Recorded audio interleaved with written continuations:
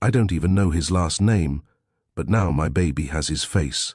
That's what Charisse told herself the moment she saw her daughter's eyes. Not brown, not hazel. Ice blue.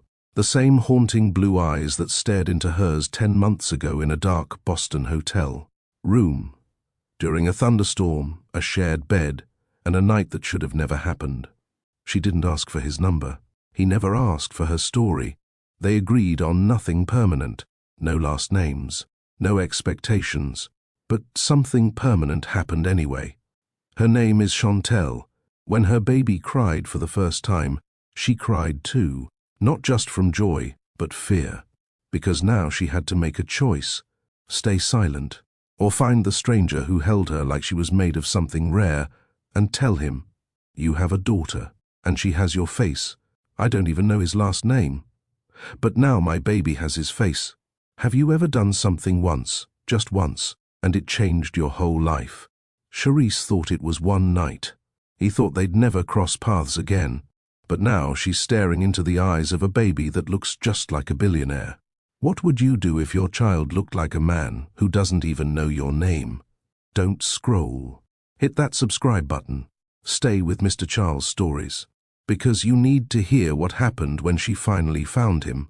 Boston never did know how to reign quietly. Thunder cracked against the skyline like the sky was at war with itself. Lightning lit up the city in short, angry flashes, and the sidewalks flooded faster than traffic could reroute. It was chaos. Wet, cold, and heartless.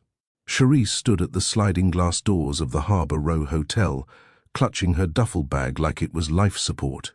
Her curls were heavy with rainwater, her flats were soaked, and her patience was down to the last thread. She stepped up to the front desk, dripping and exhausted. "I have a reservation," she said, voice low and tired. The young woman at the desk tapped at her keyboard. Her expression softened with each click. "I'm really sorry, ma'am. It looks like we've run out of single rooms." Charisse's jaw tensed. "But I have a confirmation. You charged my card. It's right here." She unfolded the damp printout with shaking hands. The clerk read it, then nodded. "You did have a confirmed booking, but with all the flight cancellations we've been overrun. We had to start upgrading or combining people where we could." Charisse inhaled slowly, trying to keep her tone even. "So, what are you saying? There's only one room left. A suite." Her eyes narrowed. "Okay, I'll take it." The clerk hesitated. "It's already half occupied." A guest agreed to share. Said he didn't care who it was. Charisse blinked. "Or I take a room with a total stranger?" "I know this isn't ideal," the clerk said, a little too rehearsed. "But all the hotels in the area are sold out. We can refund you." "I don't need a refund," Charisse snapped, cutting her off. "I need a warm room and dry socks." The clerk typed something fast and handed her a keycard. "Room 409. Elevators to your left. I hope the storm lets up soon." Charisse didn't answer. She was already walking. The hallway was quiet, carpet squishy from tracked-in water. When she reached the 4th floor, she paused outside the door. Room 409. Her stomach flipped. She hadn't shared a room with a man in nearly 2 years. Not since him. And certainly not with a stranger. But tonight, she was too tired to be anxious. Her fingers trembled slightly as she swiped the keycard. The door clicked open. Warm light spilled from inside. And there he was. He stood near the minibar, in grey joggers, and a black t-shirt that hugged his broad chest like it had been tailored to him. His hair was dark, messy but sharp. A neatly groomed beard framed his strong jawline. And those eyes, blue like a winter morning, locked onto hers. He blinked, surprised. "I'm Dwayne," he said simply, voice low and calm. "Charisse." She stepped in cautiously, trying not to stare. The room smelled like cedarwood and something clean, expensive cologne that didn't scream, just whispered. "I assume they told you," he asked, raising one brow, "that I'd be sleeping beside a man I don't know." She dropped her bag near the couch. "Yeah. Real fairy tale stuff." Dwayne chuckled under his breath. "You can take the bed. I'll take the couch. Charisse paused. We'll split it. I'm not the damsel type. His lips curved slightly. Fine. I don't snore. I don't talk in my sleep. They shared a tired, uneasy laugh. She pulled off her wet jacket, revealing a clingy blouse beneath it. Dwayne looked away respectfully and grabbed a bottled water from the minibar. He held it out. Truce? Charisse took it. Their fingers brushed. Neither said anything. 10 minutes later, she emerged from the bathroom in a white hotel robe, her curls tied up and her skin slightly flushed from the hot shower. Dwayne had taken off his shirt and was lying on the far side of the bed, scrolling through his phone. She tried not to look, but his build was hard to ignore. Lean, muscular, the kind of body that said, I don't have time for gyms, but I make time anyway. She slipped into bed, facing the opposite wall. She could feel the heat from his side of the mattress. The storm outside roared louder, rain pelting the windows like coins. I don't usually do this, she muttered into the dark. Me neither, he replied quietly. The silence settled again. Not awkward, just uncertain. Two people suspended between exhaustion and curiosity. Charisse closed her eyes, tried to sleep, but her thoughts raced. Who was this man? Why was he alone in a hotel on a night like this? He didn't carry himself like some reckless tourist. His voice had control. His eyes had shadows. There was something measured in the way he spoke, like he was always 3 thoughts ahead of what he said out loud. And why hadn't he asked a single question about her? Most men would have. He hadn't. She shifted slightly, pulling the blanket higher. Then it happened. Their hands brushed. Not a grab, not a move, just a simple graze. Charisse didn't move her hand, and neither did Dwayne. Their fingers barely touched. But the contact pulsed, warm, quiet, electric. She kept her eyes closed.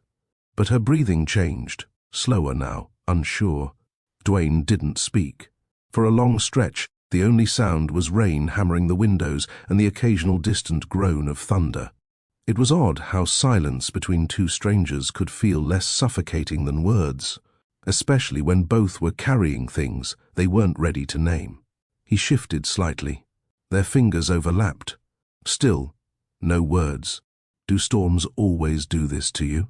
Dwayne asked finally, voice low. She opened her eyes, still facing the wall. Do what? Keep you up. Make you restless. Charisse thought about it. They remind me I don't control anything. A beat passed. That's honest, he said. She turned slightly toward him. Not all the way. Just enough to catch his silhouette in the dim light from the hallway creeping under the door. What about you? She asked. Why are you awake? His chest rose with a deep breath. I guess I sleep better when someone else is breathing in the room. Charisse blinked. That wasn't the answer she expected. Like a child. More like a man who forgot how to rest around people he knows. Her brows drew together. That answer was even stranger, but she didn't push. Instead, she asked the question she'd been dancing around since she walked in. Why are you here? Dwayne's voice was calm but clipped. Work meetings. Then the storm hit. I stayed. And the room? She asked. You really told the front desk you didn't care who you shared it with. His tone shifted. If someone else was stranded and exhausted like me, I figured maybe we could both sleep. She smirked faintly. That's oddly decent. I'm not indecent. Charisse turned fully now, lying on her side, watching him. The blue in his eyes still shimmered, even in shadows. I didn't say you were, she whispered. Dwayne looked at her, fully, and the space between them grew smaller. Charisse, he said, like he was testing the name in his mouth. You don't seem like someone who shares hotel rooms with strangers. She chuckled under her breath. I'm not. I like plans. I like knowing where I'm sleeping, who's beside me, what time I'm leaving.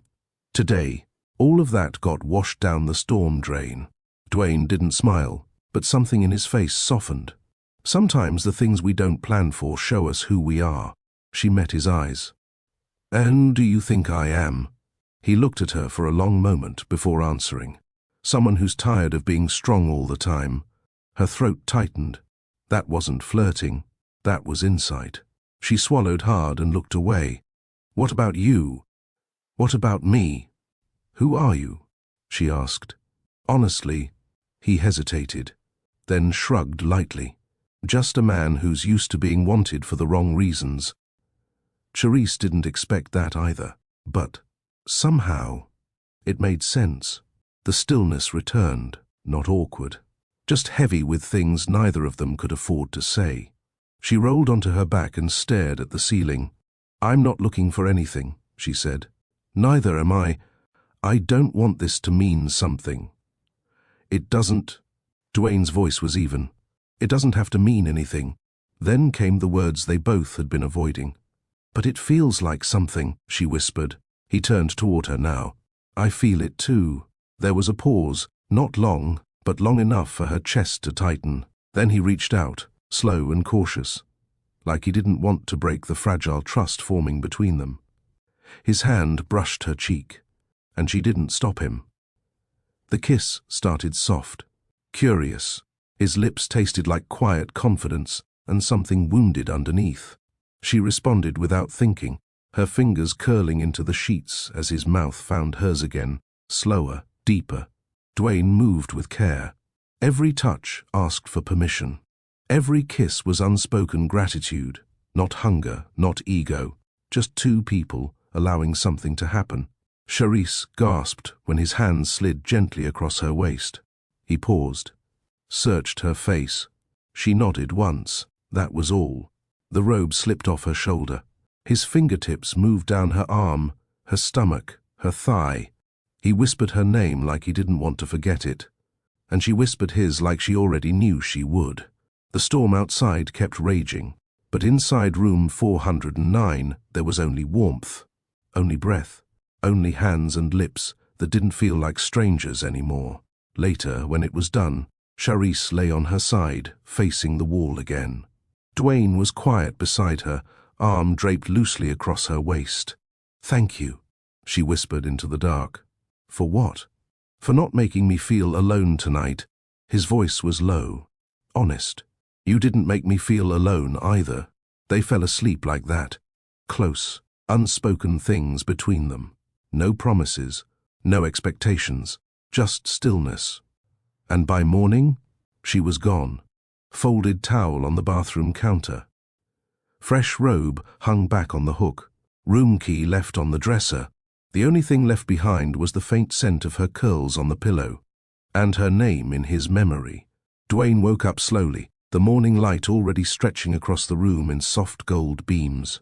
The rain had stopped. The storm was gone. His hand reached across the bed instinctively. The warmth was missing. The curve of her body, gone. Only rumpled sheets and faint perfume remained. His brows pulled together before his eyes even opened.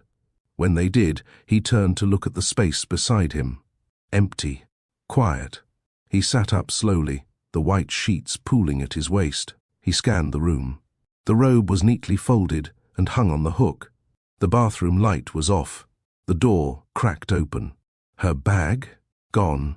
The only trace of her was the faint scent of lavender and coconut lingering on the pillow she used. Charisse. He stood, stretching, still shirtless, and moved toward the dresser. The second keycard he had handed her last night was there. Propped up, not in a dramatic way, no folded note or lipstick kiss, just placed, like punctuation at the end of an unfinished sentence. He leaned on the dresser with both hands and stared at his reflection in the hotel mirror. The same man, same eyes, same tight line across his jaw. But something felt off. He hadn't expected her to stay. Hell, they never talked about what the next morning would even be. But somehow, he thought she'd say goodbye. He wasn't sure if it stung because she left, or because she left first. He took a long, hot shower, got dressed slowly, slid his Rolex back on, tightened the cuffs on his black shirt. By the time he made it to the hotel lobby for checkout, his expression was back to normal, calm, unreadable. But he didn't hear much the clerk said, didn't notice much of the chatter around him, because for the first time in a long while, his mind wasn't on work or meetings or mergers. It was on her. somewhere else, 4 hours earlier. Charisse sat in the back of the rideshare, legs crossed tight, eyes red but dry. She hadn't cried in the hotel, not when she folded her robe, not when she slipped out the door barefoot with her heels dangling from one hand. But now, in the silence of someone else's car, it hit her. That night had meant something. She hated that it did. She wasn't the woman who left without explanation. She wasn't the one who made love to a stranger in a hotel suite. But last night, she needed someone to hold her without expectation, to touch her without taking, to hear her without asking questions. And Dwayne, whoever he was, had done that. Completely, fully, gently.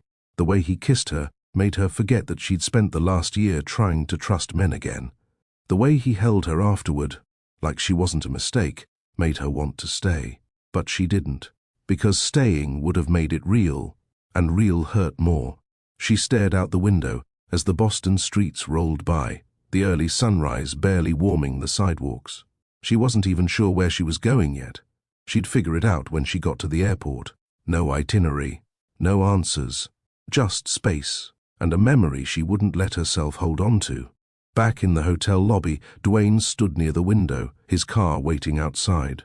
Gareth had texted twice already. Meetings were set to start in 4 hours. He slipped his phone into his pocket and gave the city one more glance.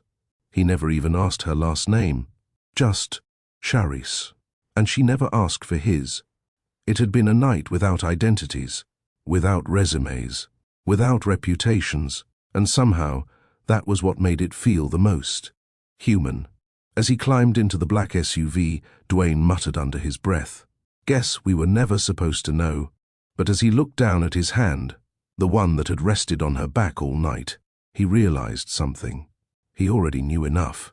2 weeks after Boston, Charisse stood barefoot in her bathroom in Chicago, staring at the white tiles beneath her feet. The pregnancy test sat on the sink. It was face down. She hadn't flipped it over yet. Her period was only a little late. She'd been under stress. Travel, a conference, the storm. Anything could throw her cycle off, right? Still, her hands trembled as she stood there in silence, the morning sun creeping through the cracked window. It had been almost 15 minutes. She'd read the instructions 3 times, even though she already knew how it worked.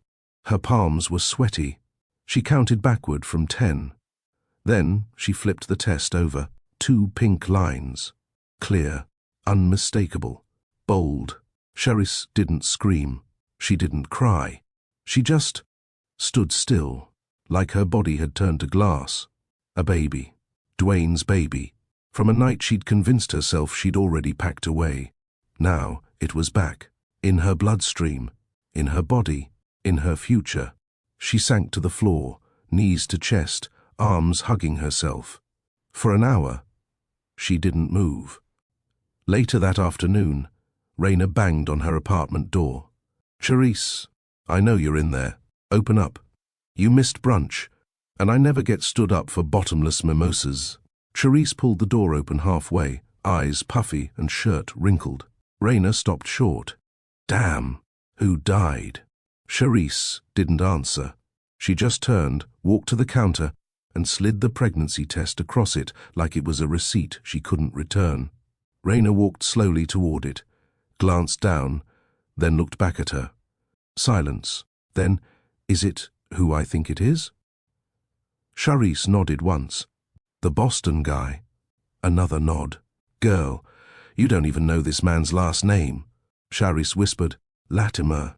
Raina blinked. Wait. Latimer like Dwayne. Latimer." Charisse looked up. "I Googled him. After I found out," Raina's mouth hung open. "Oh my God. You had a whole one. Nightstand with a billionaire and dipped before checkout." "It wasn't like that. Wasn't like..." Charisse sat down on the couch, pulling a throw blanket over her legs. "It wasn't just sex. It was peaceful. I didn't ask for anything. He didn't either. I wasn't thinking about who he was. I just needed to feel safe. And he gave me that." Raina sat down beside her. "And now you're carrying a Latimer legacy in your womb." Please don't say it like that. I mean, girl, that's not exactly pocket change. That baby got generational wealth in her fingernails already. Charisse didn't smile. Raina softened. Okay, real talk. What are you gonna do? Charisse swallowed hard. I'm going to keep it. Raina nodded slowly. All right. Why? Because I feel like this child already exists. Like she's already real. You said she... Charisse let out a small, broken laugh. I know it's a girl. Raina leaned back. Okay. Then we do this. We? You think I'm letting you do this alone? Raina stood and grabbed her purse. I'm calling my cousin who works at Southside Women's Clinic. We're booking a checkup. We'll figure out the rest later. Charisse watched her go, heart pounding. She had no idea how she was going to afford diapers, rent, and whatever medical bills weren't covered.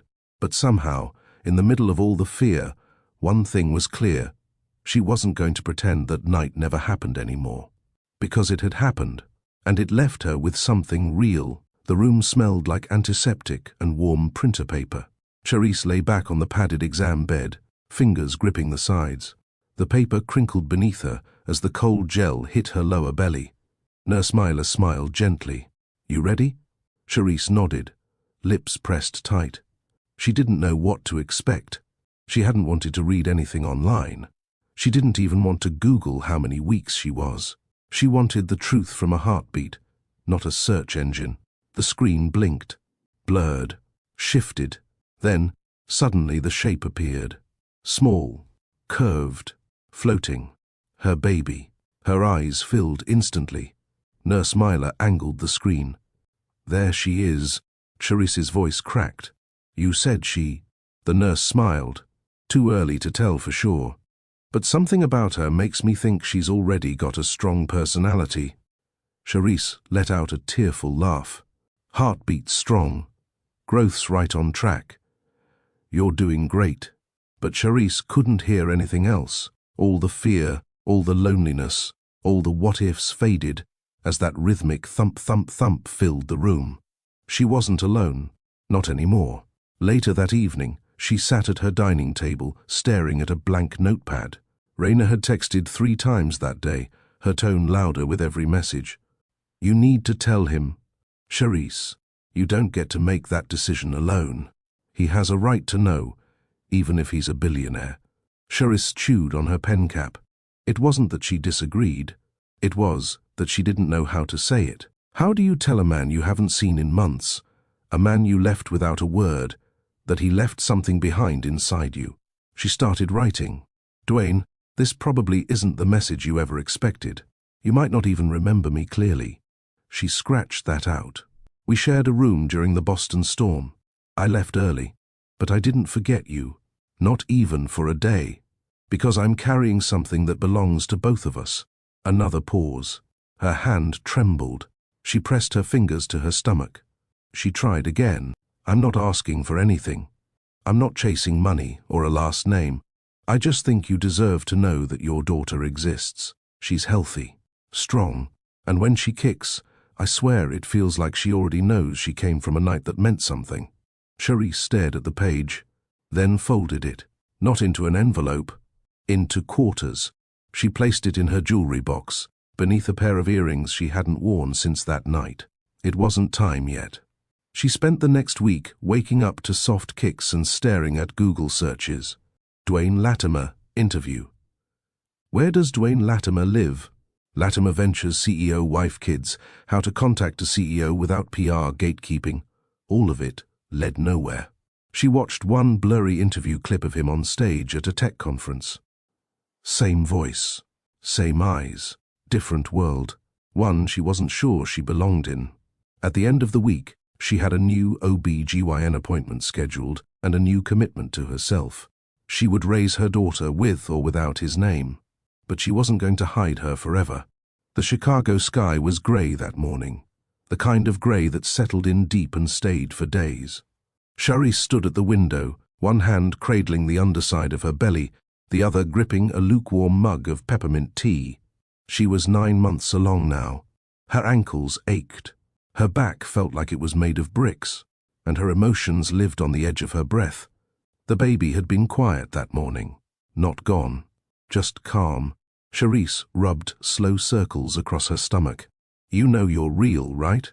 she whispered. "Even if he never knows." The baby kicked gently in reply. Her hospital bag had been packed for 2 weeks. Every night she double-checked it.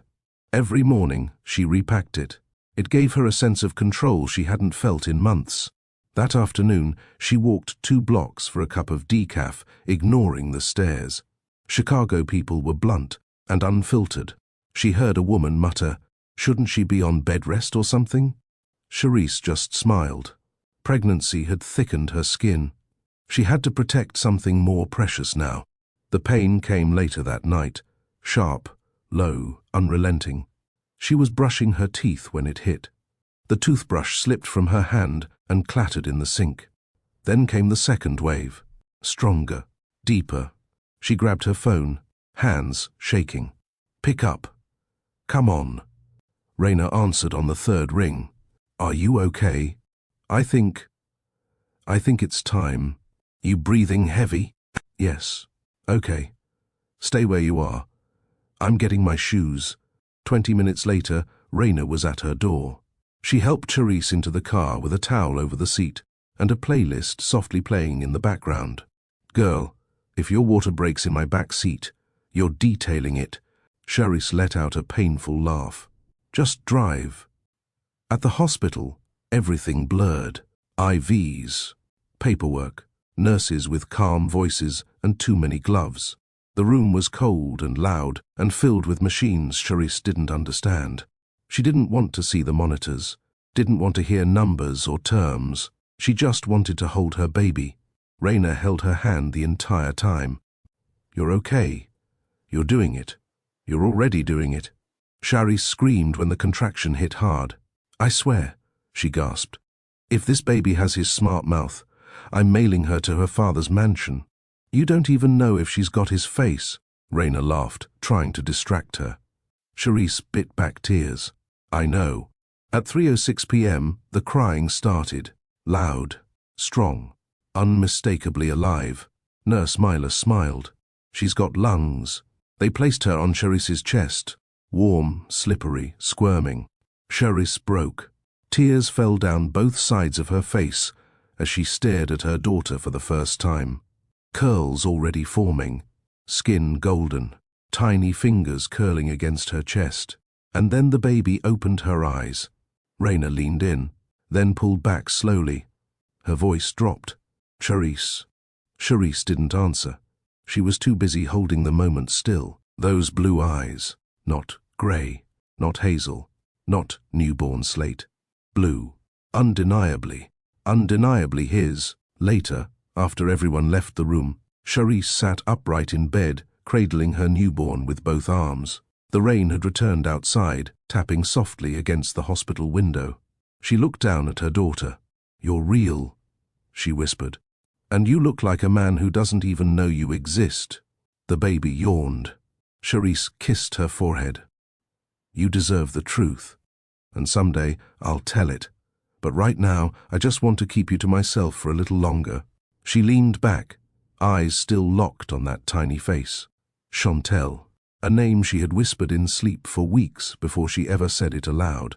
Outside the hospital room, life went on. Phones buzzed, elevators dinged, births, deaths, emergencies, all spinning around the edges of the world. But inside room 312, a mother finally let herself feel the truth.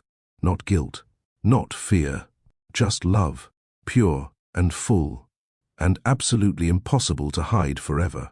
10 months later, Manhattan looked exactly the way Dwayne preferred it, sharp, cold, predictable. His days moved on a schedule that didn't tolerate delay. He didn't do birthdays. He didn't do press. He didn't do mess. He liked power that whispered instead of shouted, silent boardrooms, legal teams that moved faster than news outlets, buildings named after people who had been dead long enough to be respected. That was Dwayne Latimer's world, and for the most part, it suited him just fine.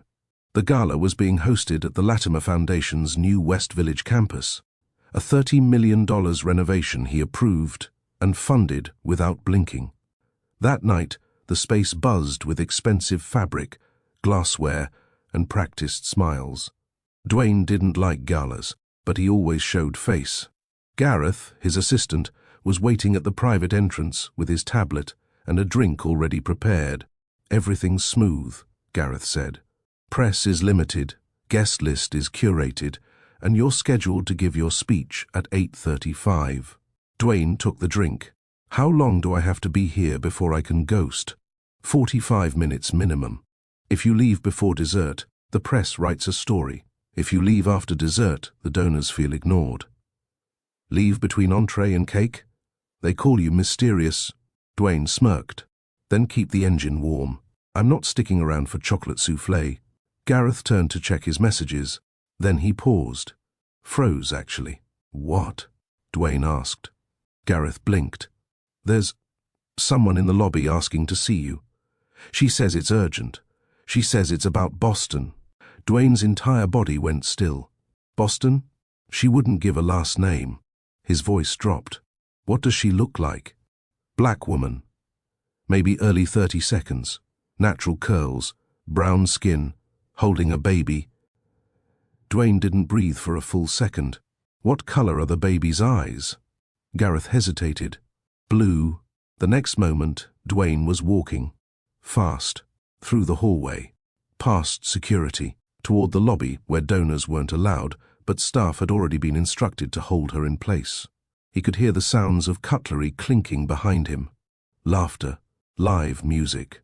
But it all faded when he reached the corner of the room and saw her, Charisse, standing in a black coat, rocking a small baby wrapped in a blanket. She looked exactly the same, only heavier in the eyes, stronger, still beautiful. Dwayne stopped walking. She turned, like she felt him arrive before she saw him. And when their eyes met, everything stopped. He stared at her, then slowly looked down. The baby blinked up at him, blue eyes, his exact shade, and a nose he couldn't deny, his throat locked up. Charisse's voice cracked. "I didn't come for money." He took a breath. "But you came." "I came because you deserve to know." His eyes flickered. "Is she?" Charisse nodded, tears rising. "Yes." He didn't speak, didn't blink, just stared at the child. "Her name is Chantel," Charisse whispered. "She's 10 months old. And she's yours."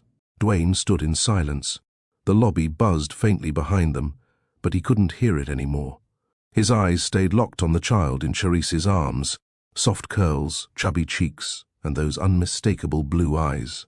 His voice came out quiet, almost unreal. "She's mine." Charisse swallowed. "Yes." He nodded once, slowly, then looked away. The tension in his jaw was immediate, controlled, but undeniable. Without a word, he turned and started walking. Charisse flinched. "You're walking away?" "No," he said over his shoulder. "I'm finding us a room where $50 million donors can't eavesdrop." She followed. The conference room was sleek and empty, glass walls, a long marble table, soft lighting. Dwayne shut the door behind her and motioned for her to sit. Charisse placed Chantel's carrier on a chair, gently rocking it with one hand as she took a deep breath. Dwayne stood across from her. Still, focused. He finally spoke. "You left. No note, no phone number, nothing." "I know. You disappeared. I was scared." He blinked. "Of me?" "No," she said. "Of everything. What it might mean, what it might cost." Dwayne leaned forward, palms flat on the table. "You thought I'd hurt you?"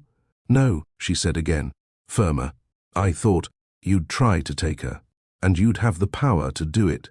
The silence was instant, sharp. Dwayne straightened. "Do you think I'm that man?" "I didn't know what kind of man you were," she admitted, voice shaking. "That night wasn't about names or facts or bank accounts. I didn't know you were Dwayne Latimer. I just knew you made me feel safe." For the first time in a long time, his eyes softened for a flicker of a second. Then you left. And you didn't stop me. He looked away. Fair. Charisse glanced at her daughter, who had dozed off in her carrier.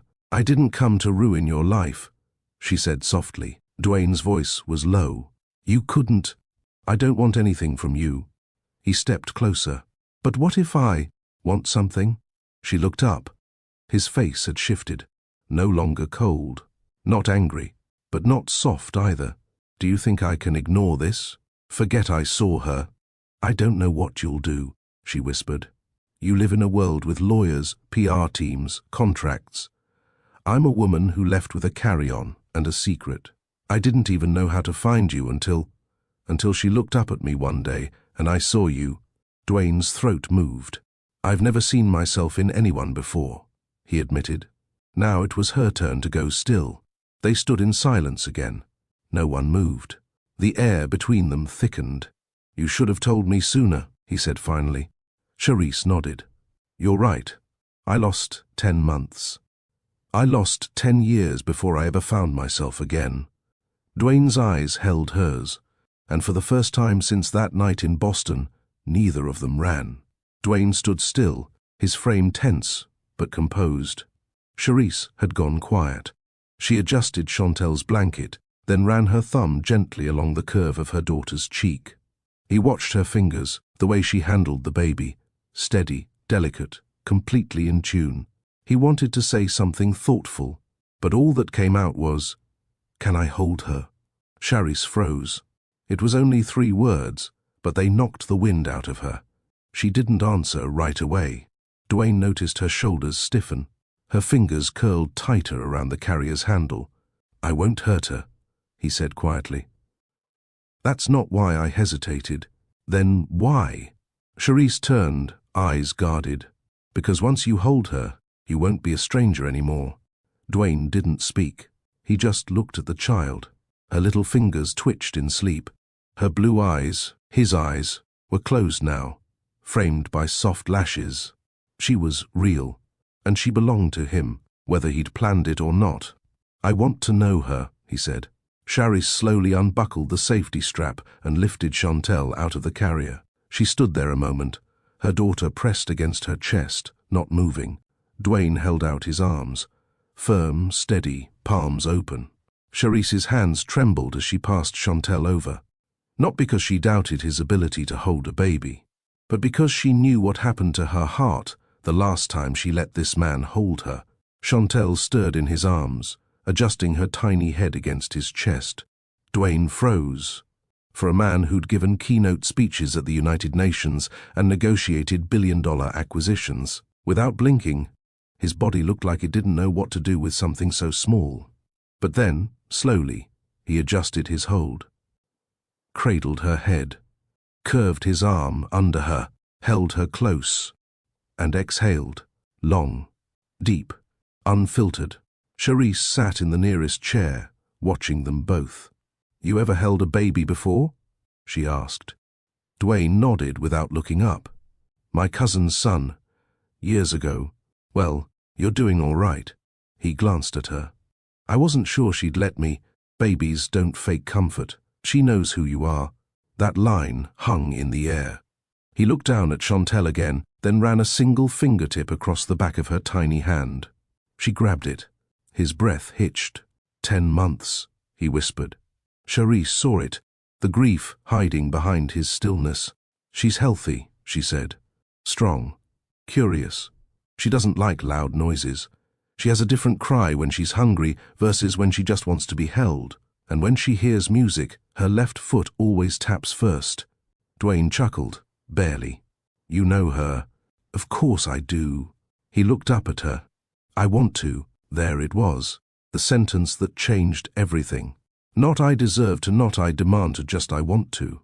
Chantel stirred again and let out a soft sound, not a cry, but a murmur of comfort.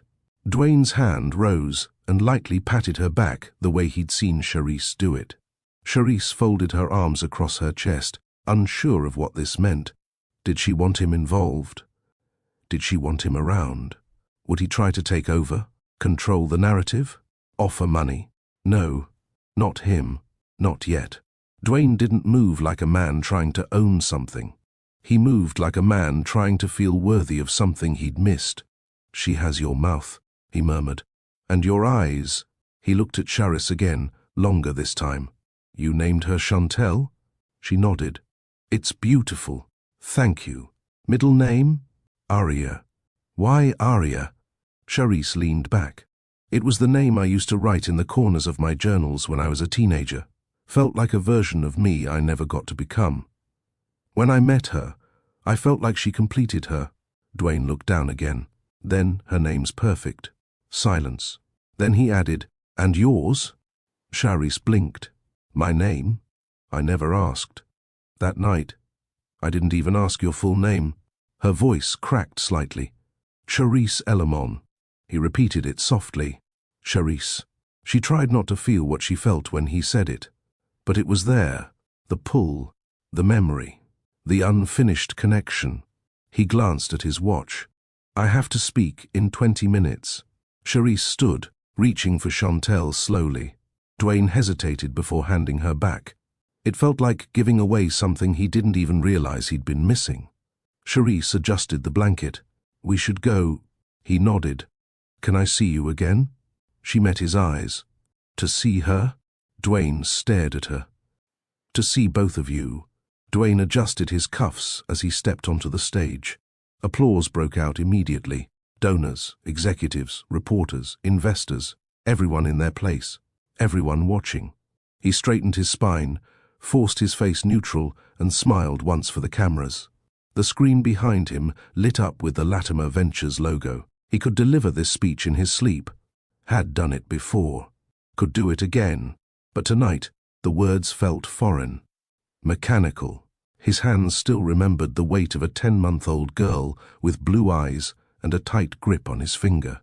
He cleared his throat. "Tonight isn't about wealth," he began. "It's about what we leave behind, the kind of impact that outlives us."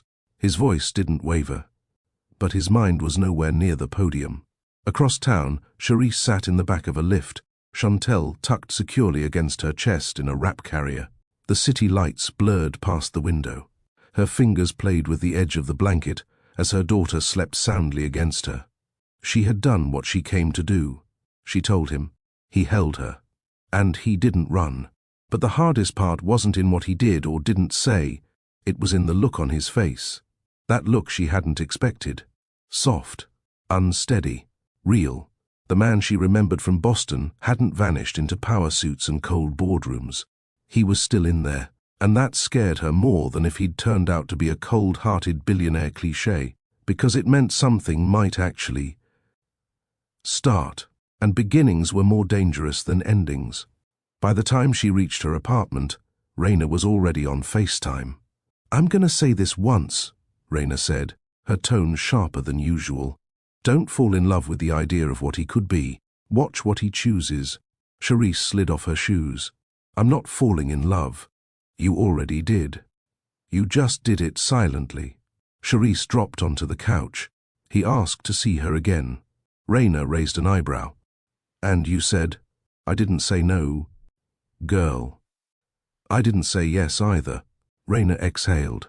"Charisse, you're not dumb, you're soft, and soft doesn't mean weak. But please, don't mistake his regret for readiness." Charisse blinked fast. That line landed harder than she expected. Later that night, the apartment was quiet.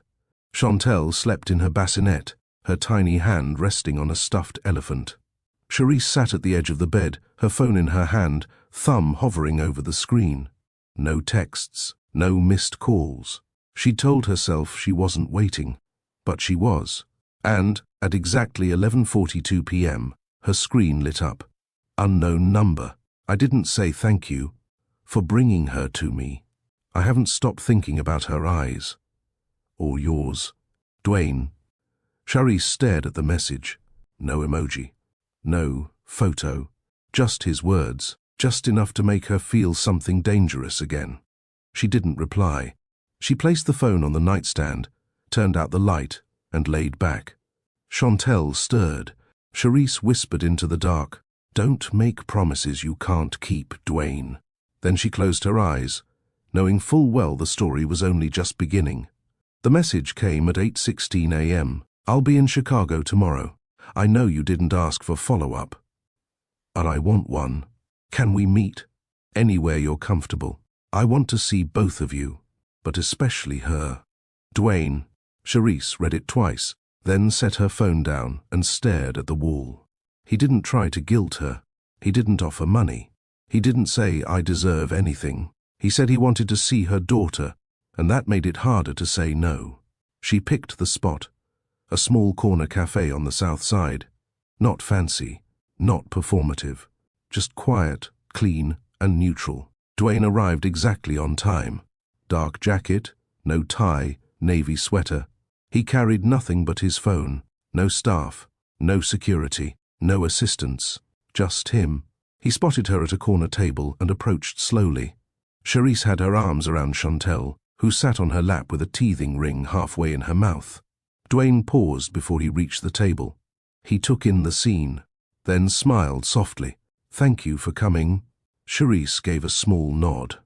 "Sit," she said, not unkindly. He obeyed. The tension was subtle but present, like the air between them was wrapped in something fragile. "I didn't want to pressure you," Dwayne said, hands clasped on the table. "I wasn't sure if I'd hear from you again after the gala. I wasn't sure you'd reach out. I meant what I said." Charisse studied him. "Which part?" He looked down at Chantel. "That I haven't stopped thinking about her." Her gaze didn't soften. "And what about me?" Dwayne's jaw shifted slightly. "I've been thinking about you since the night you left." Chantel squealed at nothing and banged her toy against the table. Dwayne chuckled. "She's got your fire." "No, that's all you." He watched the baby more than he watched her. His fingers twitched, like he wanted to reach out, but wasn't sure if he could. "You can hold her," Charisse said, voice quieter now. He looked up. "You sure? She knows your scent already. Might as well know your hands." He stood, moved gently to her side, and Charisse handed her over. Chantel didn't cry. In fact, she stared up at him, blinking. Dwayne smiled. "Hey, little one." She drooled immediately. Charisse handed him a napkin. "Welcome to fatherhood." They sat like that for a few minutes. No words, just Dwayne bouncing Chantel lightly on his knee, Charisse sipping lukewarm coffee, watching. Finally she asked, "What do you want from me?" Dwayne looked up, startled by the sharpness in her voice. "I mean it," she said. "You're here. You're doing all the right things. But what are you really here for, Dwayne?" He met her eyes. "I don't know." That wasn't the answer she expected. "I'm used to control, strategy. Being 10 steps ahead," he said. This doesn't fit in a contract. There's no boardroom solution to this." Charisse held his stare. "I don't want to hurt you," he said. "You already did." Dwayne flinched. "I'm not saying it was your fault," she added. "But this baby grew inside me while you sat in glass offices and did TED Talks. I carried her alone. I planned a life without you in it. So now that you're in it, you better figure out what that means. Fast." Dwayne nodded slowly, Chantel gripping his finger as if backing her mother up. "I want to know her. I want to be there for her." "That's not a line." "Okay, then you'll need to prove it." Charisse stood. Dwayne stood too, still holding Chantel. She reached for her daughter, and he handed her back without hesitation. "Next time," she said, "you bring something other than words." Dwayne nodded. "Like what?" "Consistency." Then she turned and left, leaving behind the echo of a challenge he couldn't ignore. The next morning, Dwayne didn't send a text. He showed up. Charisse opened the door, and there he was, holding a baby bag, 2 coffees, and a pack of wipes under his arm. "You serious?" she asked, eyes narrowed. "I told you I was learning." "Dwayne, this isn't a class. This is a life." He nodded and handed her one of the coffees. Oat milk, 2 pumps of vanilla. No sugar. She squinted. "How'd you remember that?" "You said it once. At the hotel. I was paying attention." Charisse blinked, then stepped aside. For the next 4 days, he kept showing up. Not in a flashy car, Not in a suit. Just him, dressed down, eyes tired, hands steady. He brought diapers that fit, wipes that didn't irritate, bottles that worked. He learned fast. He watched how Charisse warmed the milk, how she rubbed Chantel's back, how she talked softly when the baby fought naps. And he copied it, not like a man trying to impress, but like a man trying not to fail. Charisse didn't make it easy. She didn't rush to hand over parenting decisions. She watched him, arms crossed, eyebrow raised, always expecting the moment he'd prove her doubts right. But it didn't come. On Friday, Duane picked up Chantel with one arm and said, "Can I show her something?" Charisse hesitated. "Where?" "My building's roof. It's quiet. No press. Just the skyline. I used to go there to breathe." She looked him over. "No driver?" "No." "No photographers waiting outside?" "No." She stared a moment longer, then nodded once. "Fine. 30 minutes. If you mess up her nap window, I will riot." The rooftop was serene, glass railings, a rooftop garden, and a view of the Chicago skyline so crisp it looked unreal. Duane sat on a bench, Chantel in his arms, a baby hat covering her curls. "This is where I come when I need to remember I'm small," he said. Charisse raised an eyebrow. "You seem like someone who hates feeling small." He chuckled. "I don't like people making me feel small. But the city, the sky, I respect that kind of small." She didn't reply. Instead, she sat on the edge of the opposite bench, arms resting on her thighs, watching him hold their daughter like she was made of air and gold. "Where'd you learn that?" she asked quietly. He glanced at her. The bounce, the head support. He didn't flinch when she spit up earlier. Duane looked away. Trial, error, and a YouTube rabbit hole last night titled "First-Time Dads Who Don't Want to Suck." Charisse laughed, the first real one he'd heard from her in 10 months. He smiled, slow and stunned. "I remember that laugh," he said. She stopped. The air shifted. "Don't," she warned. "I'm just saying." "Yeah, well, saying things got us into this. Doing things is what gets you kept." He nodded. Noted. That night, he lay in bed at his hotel, lights off, Chantel's baby scent still faintly clinging to his shirt. He stared at the ceiling. Flashes of her face, her cheeks, her eyes, burned in his mind. But they weren't just hers. They were his. Flashback. Duane, age 9. The room was large and cold. Mahogany desk, tall bookshelves, and a man, his father, sitting behind it, flipping through documents. Duane stood at the edge of the rug, holding a crumpled piece of construction paper. He cleared his throat. His father didn't look up. "Sir?" Duane said. Still no response. "I drew something. For you." He placed the paper on the desk, gently. A blue crayon sketch of a skyscraper with clouds behind it. In the bottom corner, 2 stick figures, one tall, one small. His father finally looked up, blinked at the drawing, then slid it aside without a word. Duane stood there, stomach tight. The silence filled every corner of the room. "Go wash up for dinner," his father said. Nothing else. Just that. Back in the hotel, Duane blinked hard and ran a hand over his face. He whispered, "She will never feel that." The air smelled like grass and grilled food. Washington Park was alive that Saturday. Music from someone's speaker, a toddler crying over a dropped popsicle, dogs barking in the distance. A local artist was sketching caricatures under a shaded umbrella, and joggers looped the walking path like clockwork. Charisse sat on a bench in leggings and a denim jacket, one arm resting on the stroller beside her. Duane arrived 5 minutes early, holding a small paper bag. She raised a brow. He sat, teething biscuits. "I read they help, only if you pair them with apple slices." He pulled a second bag from his coat. Charisse smirked. "Okay, you did your homework." Duane leaned back, squinting at the trees. "I couldn't sleep again last night." Charisse reached into the stroller, lifting Chantel into her lap. "You're a billionaire, Duane. Buy better pillows." He glanced at the baby, who was blowing bubbles and clutching her blanket. "Wasn't the pillow," he said. "It was remembering what I never had." Charisse glanced sideways. You want to tell me, or just float that out and let it die in the air? He gave a low laugh. My father was allergic to affection. Charisse blinked. I don't mean emotionally unavailable. I mean deeply committed to being absent, even when he was physically in the room. He watched Chantel wiggle. I used to rehearse how to say hi to him.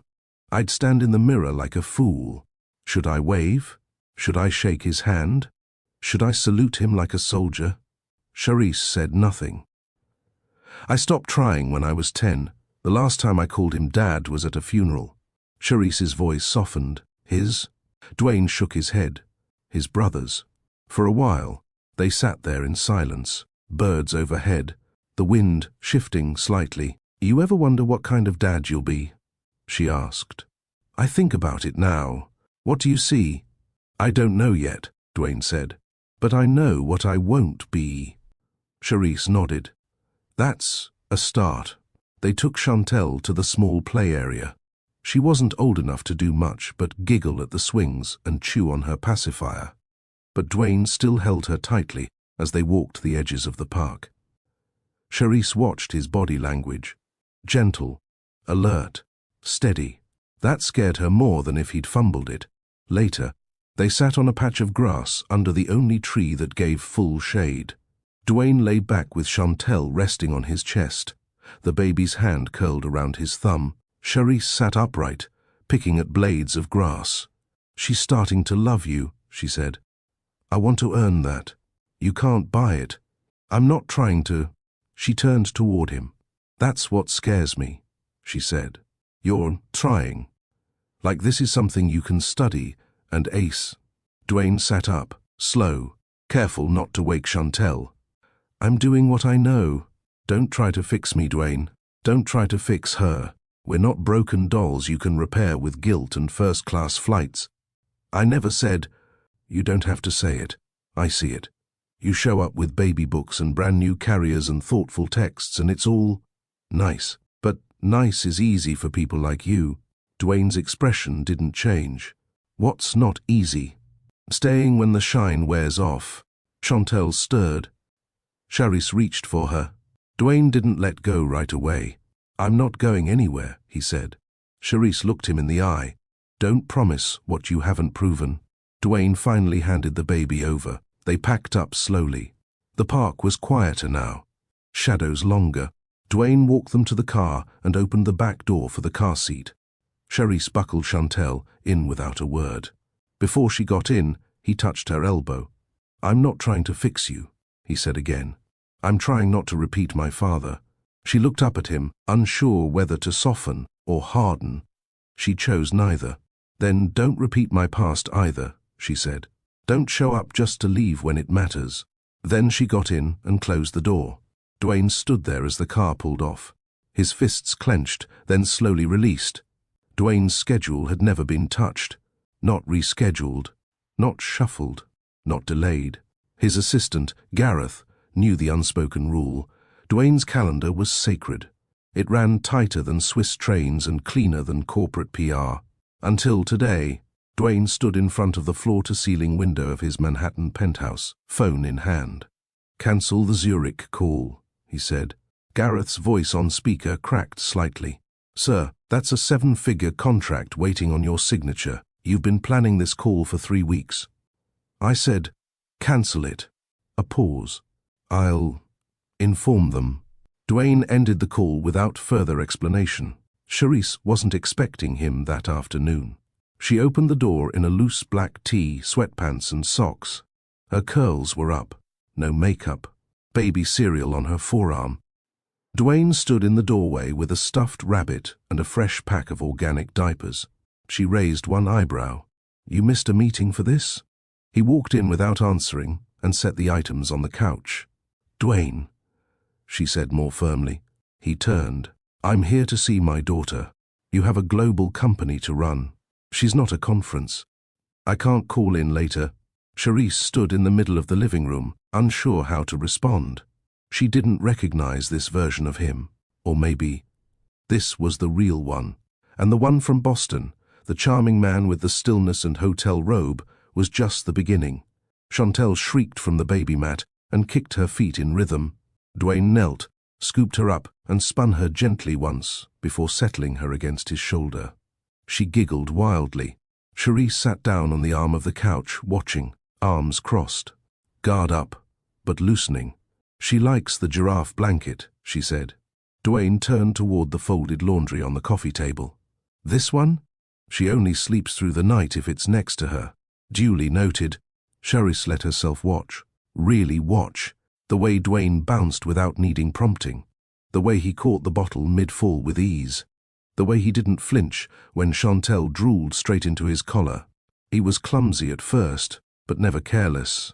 Hours passed quietly. They ordered lunch from a local deli and fed Chantel mashed peas and applesauce, while the news played softly in the background. Cherise brought out photo albums. Nothing curated, just raw prints in sleeves, the first sonogram, hospital bracelet, blurry napshots, milk-drunk smiles. Dwayne studied each one like they were blueprints. You printed these. I didn't want her whole life to live in a cloud drive, Cherise said. She deserves pages. He nodded. She's already grown so much, he said. Cherise swallowed. She's learning how to say new sounds. Dwayne turned to the baby. What's the first word gonna be, huh? Chantel slapped the edge of her high chair and squealed. Dwayne leaned close. Dada? Cherise rolled her eyes. She's not. Da, Chantel said clearly, fingers curled tight. Both adults froze. Da, she said again, now smiling. Dwayne blinked. Wait, was that? Cherise's breath caught in her chest. Chantel giggled. Da, da. The room went still. Dwayne reached for her, slower now, and pulled her gently into his arms. She repeated it again. Da-da, once more, like she knew. Cherise's eyes filled instantly, but she blinked it away. She's been babbling for days, but that was clear. Dwayne looked down, stunned. She knows me. She trusts you, Cherise whispered. That's not the same thing. He nodded, but the words still shook him. His daughter had chosen him, with her voice. Later, after the baby was down for her nap, Dwayne stood at the window, arms crossed. Cherise approached, still quiet. Today was a moment, he said. Cherise leaned against the doorframe. Don't just be a moment, Dwayne. He turned. What do you mean? You've had a lot of moments in your life. Public wins, headlines, donations. But those fade. He stepped closer. Be the man, she said. Not the headline, not the calendar event, not the emergency contact. The man, the one who stays. Dwayne didn't respond right away. Then quietly, I want to. Cherise nodded once. Then start tomorrow. Cherise slammed the door so hard the walls rattled. Her pulse drummed in her ears. Dwayne's face. His eyes. The fact he had the audacity to show up again after all that. She paced her living room, fists clenched. Chantel, now 8 months old, sat on the carpet with her favorite teether, babbling like the chaos didn't matter. Cherise peeked through the blinds. He was still standing there, soaked, not moving. What do you want, Dwayne? She muttered under her breath. Another photo op, or did you forget to leak something? She turned away, arms crossed. The sound of soft rain hitting her porch roof blurred into the background as old memories forced their way in. Boston, the storm, the bed they shared, his warmth, his restraint. She remembered how his hand rested beside hers and didn't pressure her to take it. He asked for permission before every touch. That night wasn't about lust. It was about not feeling so damn alone. And now, here he was, on her porch, drenched. She looked at Chantel. The baby looked up and smiled. Her blue eyes sparkled with curiosity. Cherise sighed. Why the hell did he come now? The night deepened. The storm didn't let up. Through the window, Dwayne remained still. He didn't knock again, didn't call, just stood. Raina called 3 times. Cherise ignored every one. She put Chantel to bed in the room across the hall. The baby cooed and reached for her mom's curls, always fascinated by their bounce. Charisse kissed her forehead and whispered, "No matter what happens, you're mine first." Downstairs the wind howled, and so did her thoughts. She opened the door again, fast, like if she hesitated she'd stop herself. "Why are you still here?" Her voice was low but cut through the rain. Dwayne looked up. His soaked shirt clung to his body. His hair matted down. "I told you I wasn't leaving. You don't get to show up here like some broken-hearted billionaire and expect a fairy tale." He didn't argue.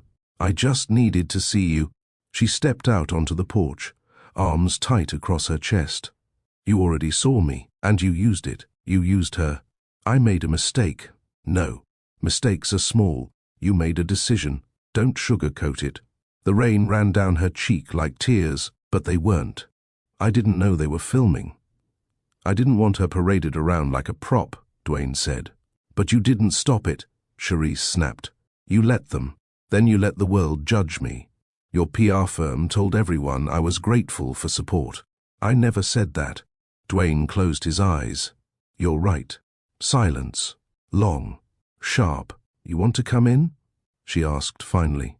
He looked at her, surprised. "No," she said, before he could move. "That wasn't a yes. I asked a question. There's a difference." He cracked a sad smile. "I'll stay here." She nodded once, then went back inside. She turned the lock, but she didn't close the curtain. She watched. By morning, the rain had stopped. The porch was wet. The sun peeked through the clouds. Birds chirped like they had no idea a silent war had happened overnight. Charisse opened the door slowly. Dwayne sat on the top step, arms resting on his knees. He looked like hell, and somehow still like the man from that suite in Boston, real, stripped, ordinary. She tossed him a towel. He caught it without a word. "You look stupid," she muttered. He smiled. "I feel worse." "You sleep at all?" He shook his head. "I didn't either." She walked past him, sat on the bottom step, let the morning air fill her lungs. "I hate you a little," she said, "but I hate missing you more." Dwayne turned his head slowly toward her. "That night, I didn't want to like you," she said. "I wanted it to be a one-night story, a storm, a mistake. It wasn't—" "No," she whispered. "It wasn't—" She stood. "Come inside. But this isn't forgiveness. Not yet." He stood too. "I know." When he stepped into the house, he paused. The scent, the warmth, the small photos on the wall. Everything about it said home, but it wasn't his. Not yet. Chantel cried from upstairs. Dwayne looked up, his breath catching. Charisse looked at him. "Do you want to—" He nodded. Together, they went upstairs. Charisse opened the nursery door. Chantel stood in her crib, wobbling. When she saw Dwayne, her eyes lit up. "Dada," she squealed. Charisse froze. Dwayne looked like he'd been struck by lightning. "She's never said that before," Charisse whispered. Chantel reached out, giggling. Dwayne stepped forward, trembling. He picked her up, awkward but careful. The baby laid her head on his chest and sighed. Dwayne's eyes filled. "She remembers me?" She never forgot. Charisse stood beside him, stunned. She hadn't planned this. She hadn't wanted this. But her heart cracked open anyway. And for the first time in a long time, Dwayne whispered, "I'm exactly where I'm supposed to be." Charisse sat at the kitchen table, staring at her cup of cold coffee. Her hands were clasped tight, knuckles pale. Upstairs, Dwayne was giving Chantel a bath under her watchful eye. He hadn't said much after the Dada moment. He didn't have to. His face carried more weight than words ever could. The front door banged open. Raina. "Girl, what the hell is going on?" Her sister barked. Charisse didn't flinch. "Good morning to you too." "Cut the crap. Why is he here?" Raina stormed into the kitchen like a wildfire. Charisse didn't answer right away. She reached for her mug, sipped, then placed it back down. "He stayed outside all night in the rain," Charisse said softly. "And? You think that's love?" "He's a millionaire with umbrellas and drivers, Charisse. Don't get soft on a man who threw you to the wolves. Charisse held her gaze. He didn't come here with cameras. He didn't say a word. He just stood there. Raina folded her arms. You gonna fall for that? No. But I'm not throwing away something I haven't heard yet either. You don't owe him the benefit of the doubt, Raina said. You owe Chantel a stable life, not some emotional rerun. Charisse's jaw tightened. She called him Dada. That shut Raina up. Silence stretched between them. Charisse stood. You think I'm not angry? I hate how much space he takes up in my mind. I hate that his scent makes Chantel calm. I hate that my daughter smiled bigger this morning than I've seen in weeks. Raina's eyes softened, but her voice didn't. And what if he leaves again? What if this is guilt, not growth? Charisse exhaled. Then I'll survive. Again. They turned as Chantel's laughter floated down the stairs. Dwayne walked in with a towel-draped toddler on his hip. His shirt clung to his damp skin, and his eyes flicked between the sisters. Raina glared. You got 5 minutes to explain what kind of man uses a child for headlines. Dwayne didn't answer right away. Instead, he looked at Chantel, gently passed her to Charisse, then faced Raina head-on. You're right. I deserve all the smoke, he said. But I didn't leak that video. And I didn't agree to it. It was my campaign manager trying to clean up my image after a rough month. And what did you do? Raina pressed. I fired him. Charisse blinked. When? 3 hours after the press conference. I walked out mid-interview, called my lawyers, and cut him loose. Raina snorted. Damage control. No, Dwayne said. Because I looked in the mirror and hated who I was becoming. Charisse shifted, holding Chantel tighter. Then why didn't you call me? Because I didn't deserve to. I thought if I waited, let you cool off, maybe I'd find the words. He looked between them. I have money. I have buildings. I have a last name that opens doors in cities I don't live in, but I didn't have peace until I met her. And now I want a shot to earn your trust back. Both of you. Raina narrowed her eyes. Talk is cheap. Real men do more than beg for forgiveness when they're caught. Dwayne nodded. Then I'll show up. Every day. I'll bring diapers, groceries, silence when needed, answers when asked, and I'll be here, even when she locks the door. He looked at Charisse now. I won't walk away again. Charisse felt her eyes sting. She didn't trust him. Not yet. But something about the way he said again told her he'd stayed up all night replaying every mistake. Raina grabbed her purse. I'll call later. But if he messes this up, I swear to God. I know, Dwayne said quietly. After she left, Dwayne turned toward Charisse, hesitant. Thank you for letting me stay. I didn't, she replied. But Chantel did. Later that afternoon, Charisse stepped outside with Chantel balanced on her hip. The sun was out, and the porch had finally dried. Dwayne was sweeping leaves from the front steps like it was his duty. She likes books, Charisse said from behind. Dwayne turned. Books? Before bed.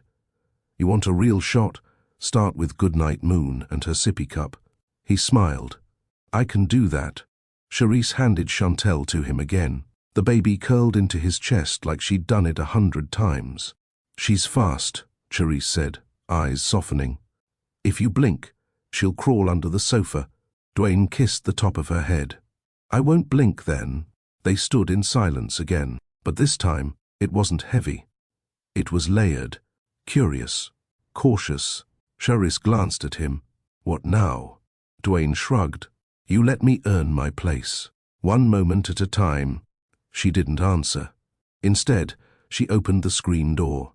You can read her that book tonight, but then you leave. We're not playing house. Understood. As she walked inside, she said without turning, and no more public appearances. You want to be her father? Do it privately first. Dwayne nodded. Yes, Mom. That night, Dwayne sat in Chantel's nursery, reading in his softest voice.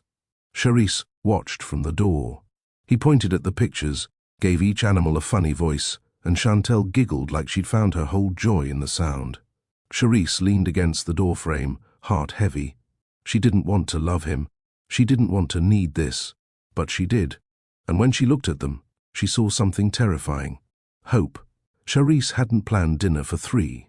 She barely cooked for 2 most nights.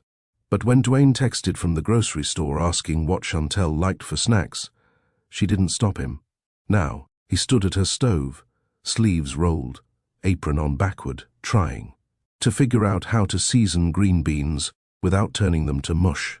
"You sure this is edible?" Charisse asked from the counter, arms crossed but amused. Dwayne looked up, eyes tired but happy. "I watched a YouTube tutorial." "That's not comforting." Chantel was on the floor beside them, smacking 2 measuring cups together like they were cymbals. "Baby girl approves." Dwayne grinned. Charisse shook her head. "She'd approve of cardboard if you smiled while serving it." Dinner was simple: grilled chicken, beans and mashed potatoes from a box. Nothing fancy. But for the first time in months, the kitchen didn't feel like a battlefield. Dwayne pulled out a chair for Charisse. "Ladies first." She arched a brow. "You don't have to perform." "I'm not," he said, sitting across from her. "I'm learning." Chantel was in her high chair, flinging spoonfuls of mashed potatoes onto the floor with glee. Charisse sighed. "She's teething. Everything ends up on the floor. Even her dad," Dwayne muttered. Charisse snorted. She hadn't meant to. But it slipped out. For a few seconds, they just laughed. And it wasn't forced. It wasn't fake. It wasn't desperate. It was just them, unguarded. "You used to cook for me," Dwayne said after a moment, softer now. "That first year. I miss that." "I used to think you noticed," Charisse replied, picking at her plate. "Then you started eating at meetings, coming home late, forgetting leftovers. I stopped trying." Dwayne looked at her. "I noticed." Charisse set down her fork. "You didn't say anything. Because I thought if I said how good you were, I'd owe you time. And I didn't have time to give." "That's not an apology." He nodded. "It's a confession. The apology is, I'm sorry I made you feel invisible." She didn't respond, but he saw it in her eyes, that crack in the wall, that moment where her chest rose slower, her lips pressed tighter. "I never stopped looking at you, Charisse," Dwayne added. "Even when I was stupid. And now I'm trying to see you the way I should have from the start." Chantel squealed mid-pudding cup, smearing it across her cheek. Charisse stood, grabbed a wipe, and cleaned her up quickly. "She doesn't understand any of this, Dwayne. She just wants someone who shows up. That's it." "I will," he promised. She turned to him, steady. "Don't say it unless you mean it." He stood. "I don't say anything I don't plan to live." The tension was back, but it wasn't sharp. It was dense, heated. Old wounds and new trust met at the center of the kitchen, where 2 people stood close enough to feel what hadn't yet been spoken. "I'll take out the trash," Dwayne finally said, breaking the moment. Charisse nodded. "It's by the back door." As he disappeared with the bag, she exhaled. He still had the power to make her body remember. Her walls weren't just emotional, they were cellular. Her hands still tingled when he brushed too close. Her lips still burned from restraint, and she hated it. But she also didn't. Later that night, Dwayne stepped onto the porch and found Charisse sitting on the swing. She was barefoot, wearing one of his old college sweatshirts, one she claimed not to remember keeping. He sat beside her. "She's asleep?" she asked. Dwayne nodded. "Out cold. I read Goodnight Moon 3 times. She likes the rhythm. It calms her." He looked over. "You taught me a lot of things I didn't pay attention to before. You weren't listening. I am now." A beat passed. Charisse glanced up at the sky. "When I was pregnant, I used to sit out here and talk to the moon." Dwayne smiled softly. "About what?" "Everything. How scared I was. How mad. How lonely." She paused. "I used to pray she wouldn't look like you." Dwayne's smile faded. "Ouch. Because I didn't want to love you through her." Her voice cracked. Dwayne didn't speak. "I was afraid every time I saw her eyes, I'd forgive you." "And did you?" "No," she whispered. "But I learned to separate the two. She's not my regret. She's my reason." Dwayne nodded, quietly. Then, I hated myself when I found out. Charisse turned. Found out what? About Chantel. I saw a photo. She was wearing a pink hoodie and had crumbs on her face.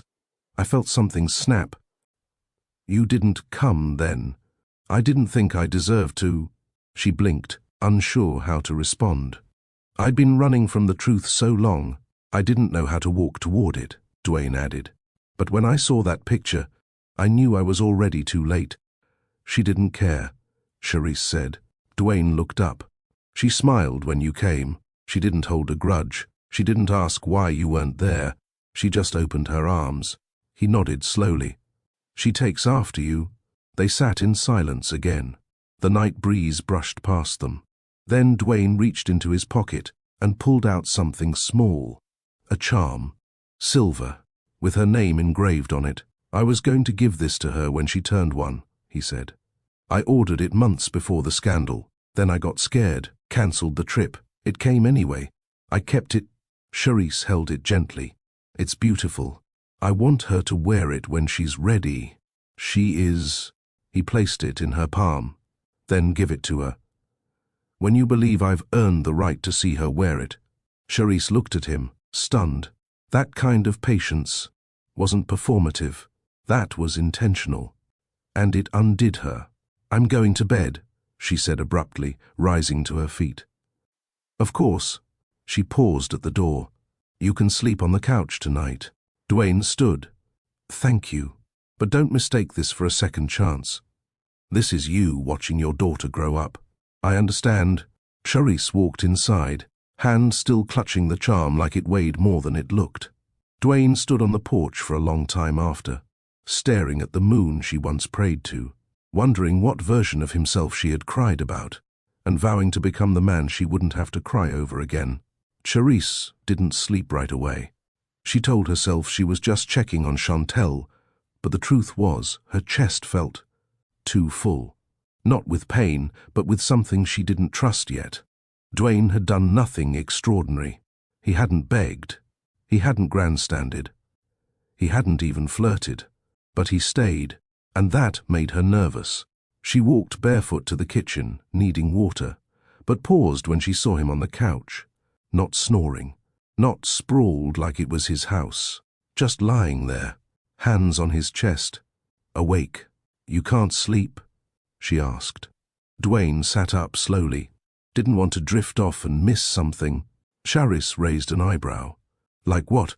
Like the sound of you forgiving me. Her throat tightened. You think I'm that easy? No, he said. That's why I'm still awake. She stepped further into the room. Do you miss her? Your ex? Dwayne's face didn't flinch. No, not even a little. I miss who I pretended to be when I was with her. I miss how it felt to be needed, even if it was fake. But her? No.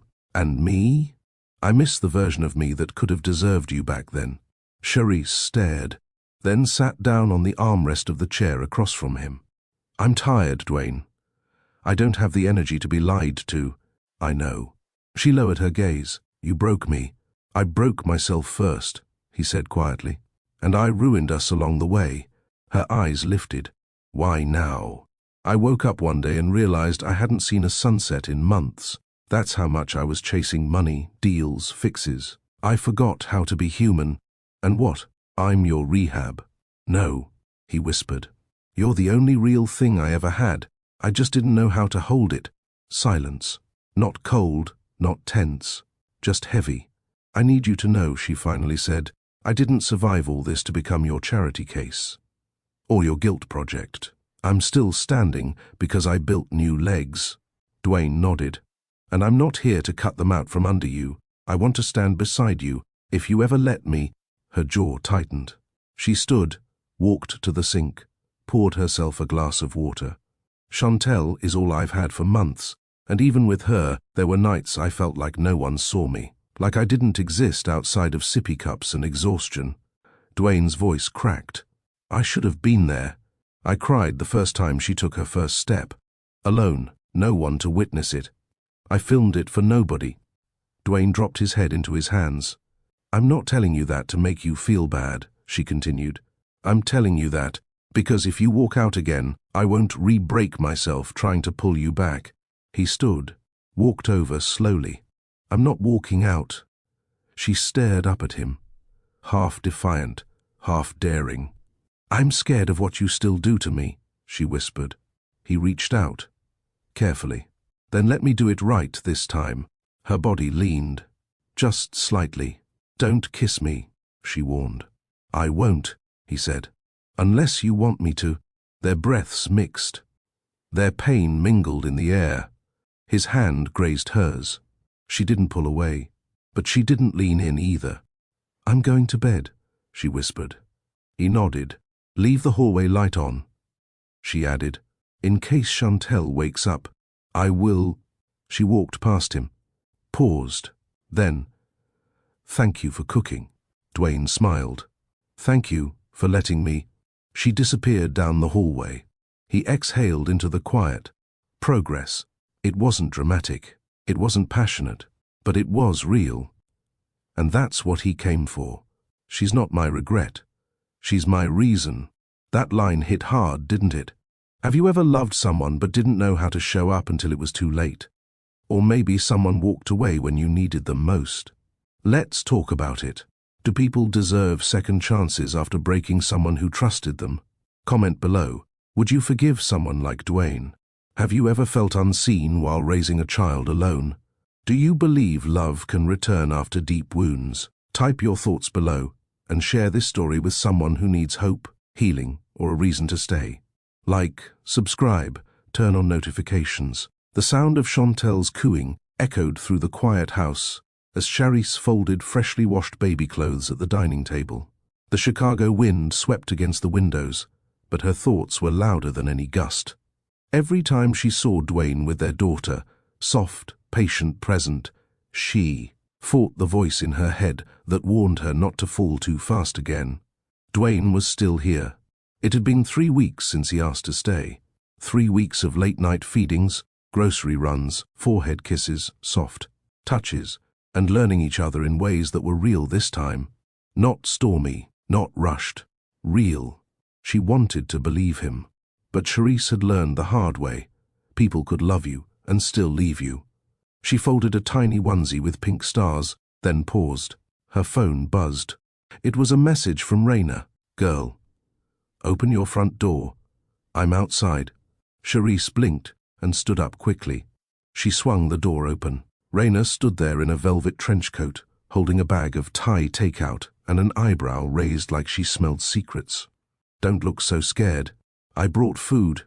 Charisse smirked. You're not slick.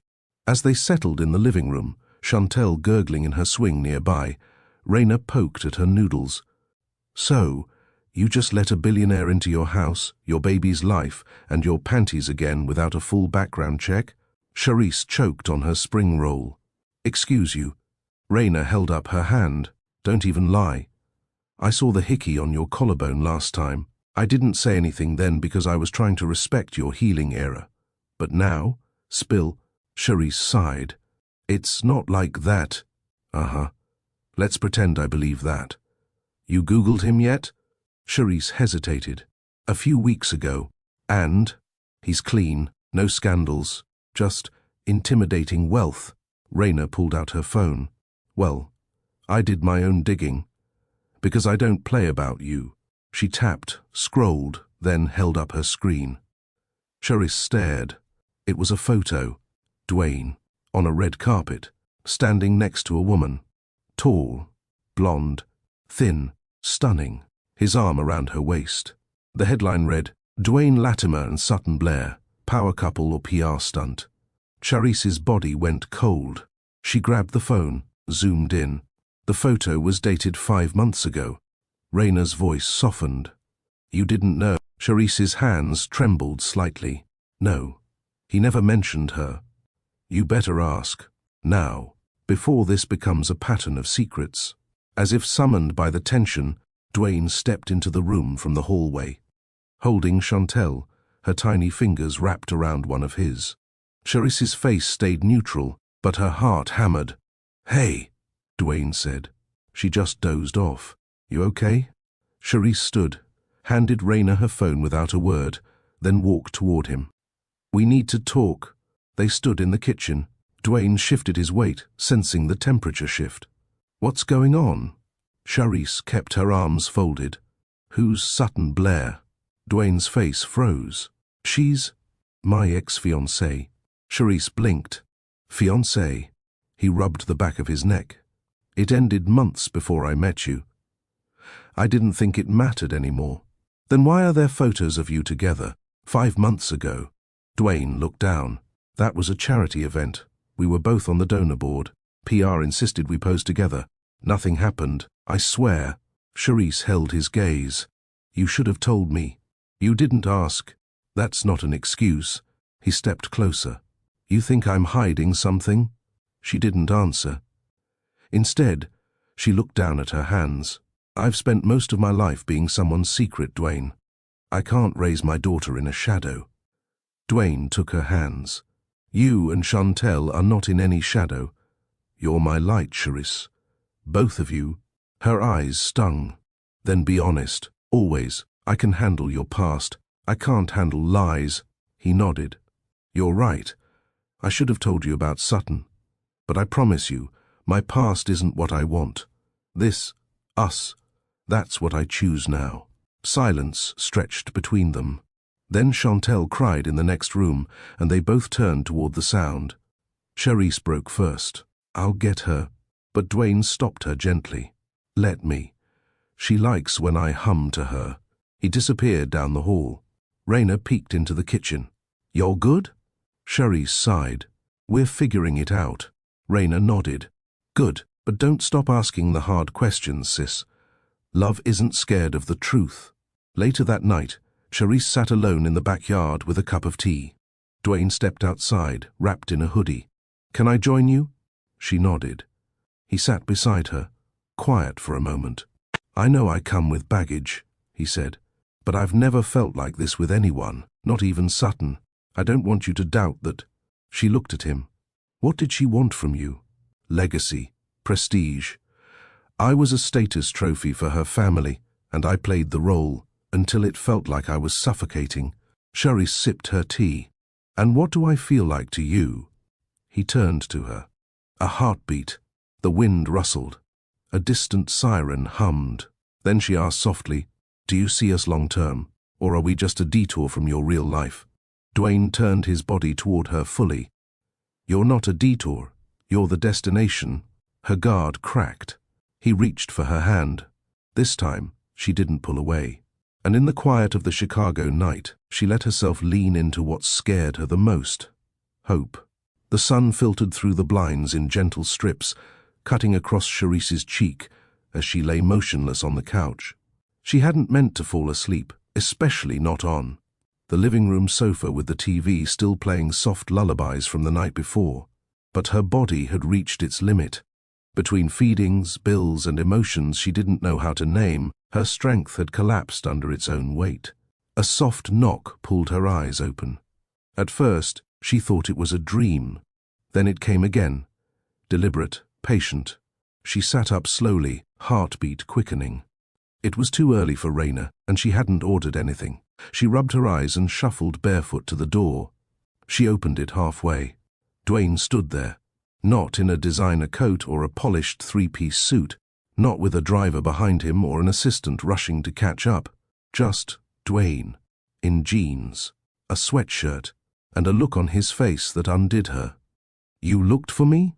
she asked, voice small. Dwayne nodded. "Everywhere." She hesitated before opening the door wider. He stepped inside, eyes scanning the small space, the baby swing in the corner, the toy giraffe near the folded laundry, the framed photo of Charisse and Chantel by the window. His gaze lingered on the last one. "She's beautiful." Charisse swallowed hard. "She has your eyes." He turned back to her. "You left before I could ask your last name. I didn't know yours either." "I'm sorry," he said softly. "I should have asked." They stood facing each other, two people who had only shared one night but had made something permanent. Something breathing, laughing, growing. A cry came from the hallway. Chantel's. Dwayne froze. Charisse held his eyes. You want to meet her? His nod came slowly, like he was still trying to process the reality in front of him. She disappeared down the hallway and returned moments later, holding Chantel against her chest. The baby yawned and blinked up sleepily, her curls fluffed and cheeks still rosy from sleep. Dwayne's breath hitched. He dropped to a knee, not for drama or some grand gesture, but because his legs wouldn't let him stay upright. Charisse stepped closer. She's almost 10 months. I named her Chantel. Dwayne reached out, not to touch, but just to be near. His hands trembled. She's perfect, he whispered. Chantel looked at him curiously, then slowly reached out her tiny fingers toward his chin. She touched his stubble, then laughed softly. Dwayne choked on his breath. Charisse's voice cracked. That's her way of saying hello. He looked up. Why didn't you tell me? Her eyes brimmed. Because I didn't know who you were until she was already born. I never even Googled you. I thought that night was just a moment, something to bury. But when she came out with those eyes, I knew. Dwayne stood slowly. And still you didn't come. I was scared. What if you were married? What if you denied her? What if you tried to take her away? His eyes softened. Charisse, I'm not my father. Silence thickened between them. She placed Chantel in the swing and stepped back. I don't need anything from you. Not money, not help. But she needs me. Charisse looked away. She has me. I'm not trying to take your place. I'm trying to earn mine. Those words settled into her like warmth she didn't want to admit she needed. Then start slow, she whispered. She doesn't know you. Dwayne nodded. That's fair. She motioned toward the couch. You want to hold her? His face broke into something close to fear, then softened into awe. Yeah. I do. She gently picked up Chantel again and placed her in his arms. Dwayne held her like she was glass, careful, reverent. Chantel blinked at him, studied him, then curled her fingers into his shirt. He laughed under his breath. She's got a grip. She's curious, observant. She doesn't just smile at anyone. Dwayne met Charisse's eyes. Neither do I. She froze, swallowed, then turned away to hide the tears burning down her cheeks. Later that afternoon, Dwayne sat cross-legged on the living room floor with Chantel bouncing gently in his lap while Charisse cooked in the kitchen.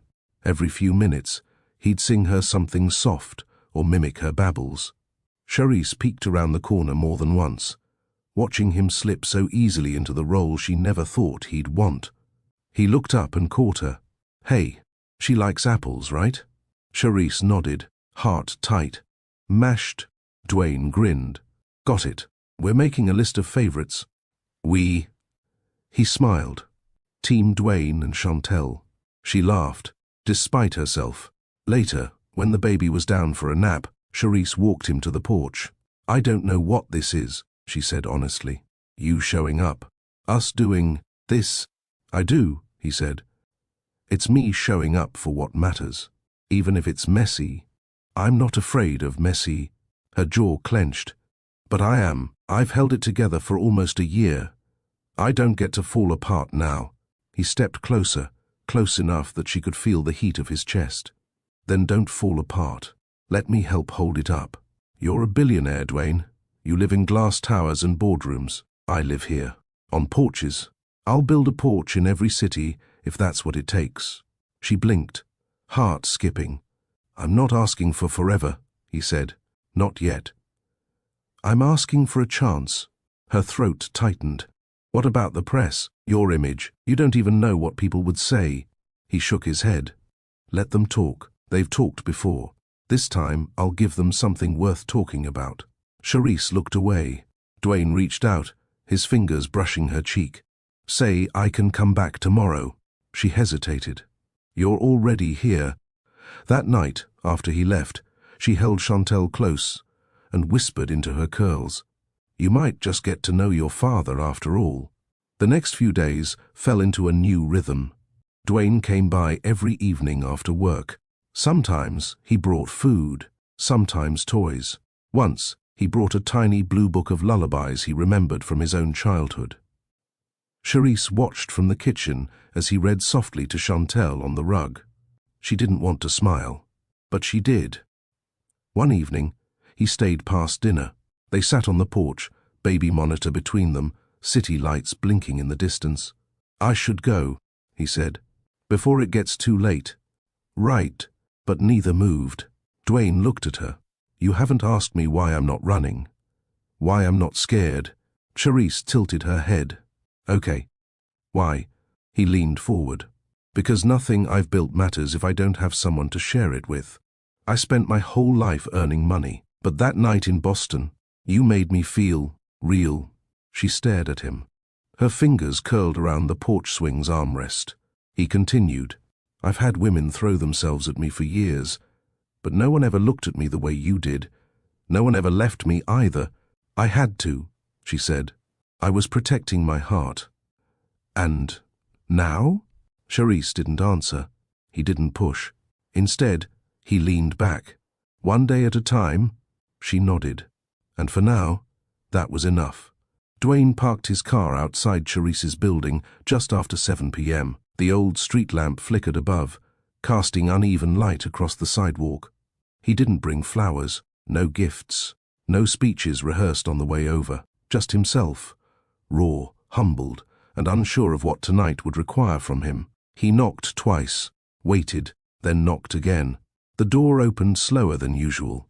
Charisse stood there in an oversized t-shirt and leggings, her hair wrapped and face unreadable. No smile, no coldness either, just quiet. "Can I come in?"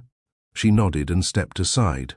Inside, Chantal was chewing on a teething ring, her chubby legs kicking softly as a cartoon played in the background.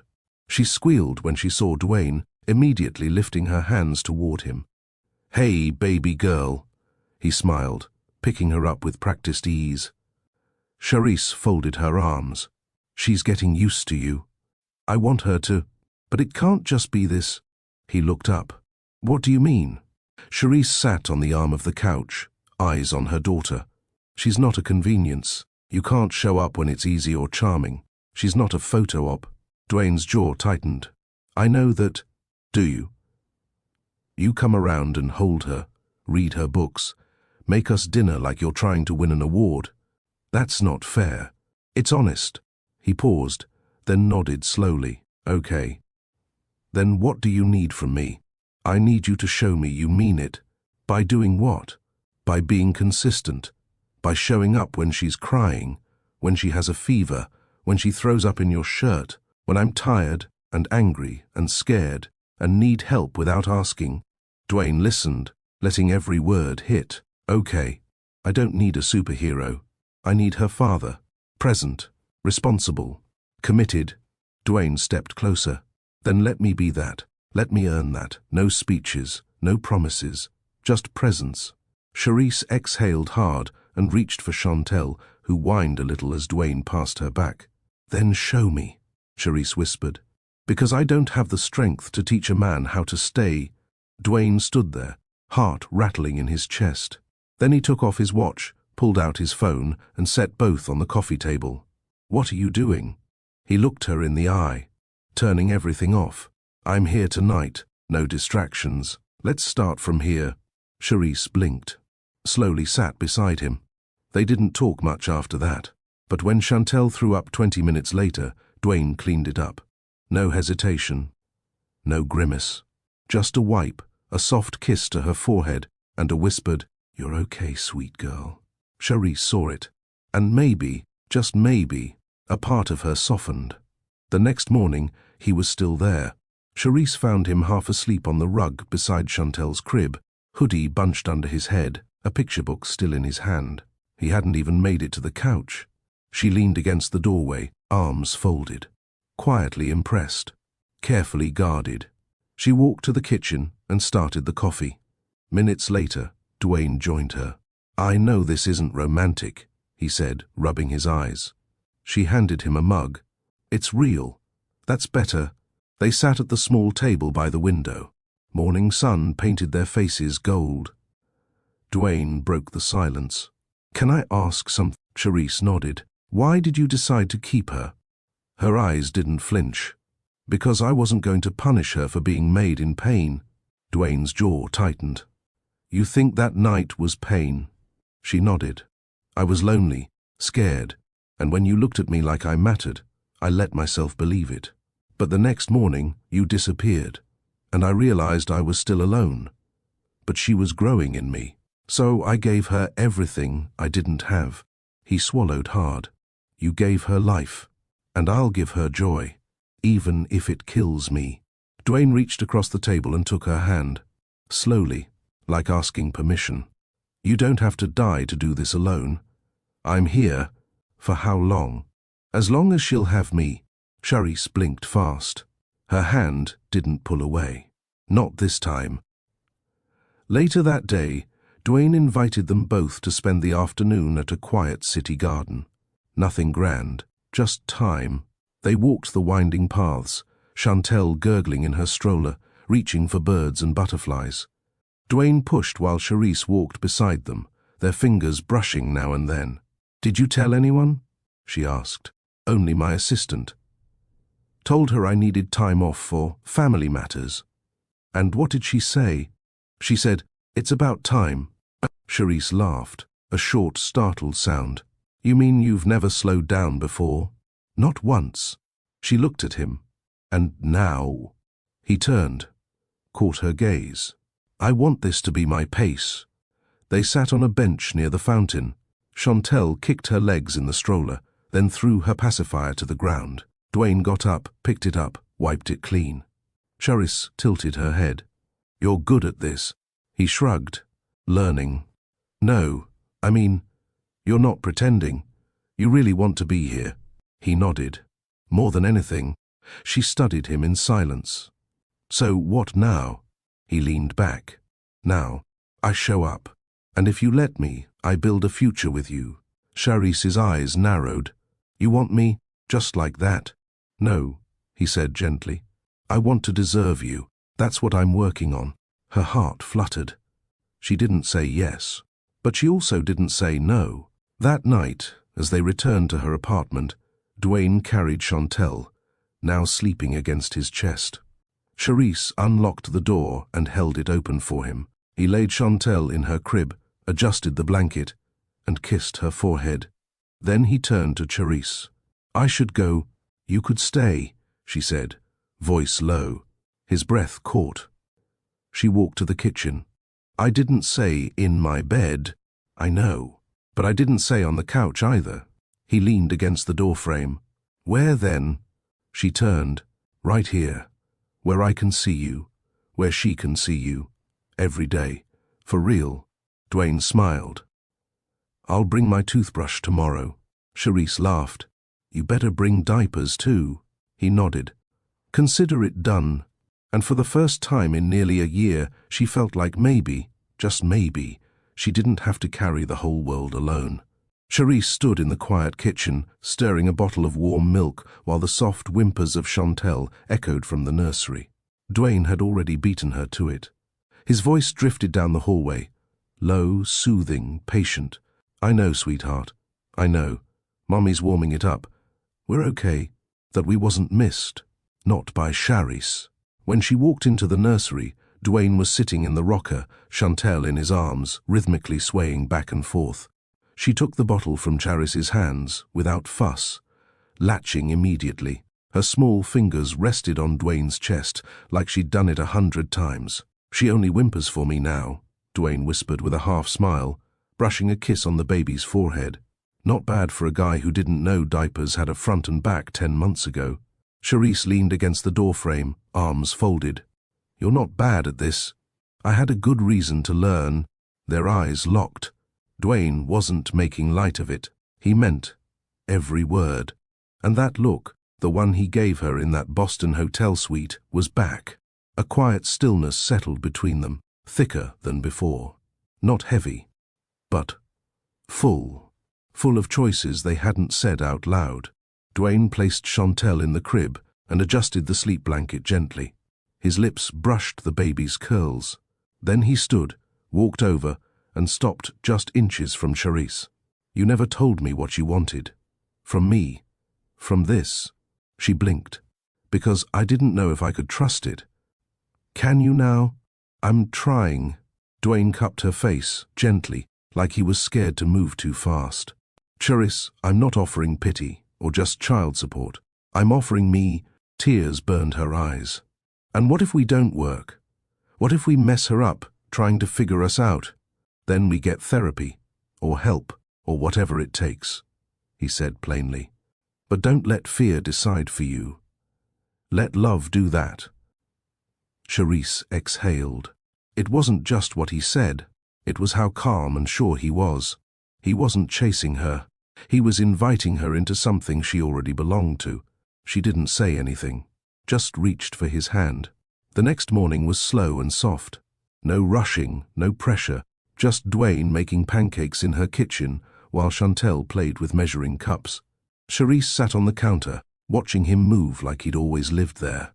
Shirt off, plaid pajama pants low on his waist, muscles flexing with every flip of the spatula. Her heart beat fast, and not just because of the view. Don't look at me like that, he said, catching her stare. Like what? Like you're trying to decide if you'll let yourself love me. Charisse smiled faintly. What if I already do, but don't know what to do with it? Dwayne walked over and pressed himself between her knees. Then let me help. Their lips met, soft, slow, but with more heat than either expected. She clutched his back. He deepened the kiss, hands cupping her thighs, his body rising with urgency. But before they lost themselves again, Chantel let out a loud coo. They both froze, then laughed. Dwayne kissed her forehead. Parenthood, the ultimate mood killer. Charisse ran her fingers across his chest. Maybe, or maybe she's just reminding us. This time we do it as a family. Later that week, Dwayne brought 2 surprises. The first, a legal document, voluntary acknowledgement of paternity. He'd already signed it. You don't have to sign anything yet, he said, placing the paper on the table. But I want you to know, no matter what happens with us, I will never be absent in her life. Charisse was quiet. She picked up the pen. I already knew that. She signed. The second surprise, a necklace box. Charisse blinked. What is this? Open it. Inside sat a delicate gold necklace. A charm dangled from the middle, a tiny baby footprint with Chantel engraved on the sole. Charisse's voice caught. Dwayne, I wanted something small, nothing loud, just us. She reached for him, hugged him tight. She didn't need loud. This meant more than diamonds. One evening, while putting Chantel to sleep, Dwayne started humming a lullaby Charisse's grandmother used to sing. Her heart stilled. How do you know that song? He paused. You sang it in your sleep, in Boston. That night, Charisse felt tears creep up again. I didn't know I did that. You did. And I memorized it, because it was the only thing that made me feel like I wasn't alone anymore. She placed her hand on his chest. You weren't. They stood in the doorway of Chantel's room, arms wrapped around each other. And for the first time in her life, Charisse believed that maybe, just maybe, she didn't have to do everything alone anymore. Not every man left. Not every rich man ran. Some stayed, and loved, and learned how to be fathers, even when they never had one of their own. Charisse and Dwayne sat on the back porch weeks later, wine glasses in hand, baby monitor on the table. It was quiet. The air was warm. The stars stretched above them like a soft blanket. He reached for her hand.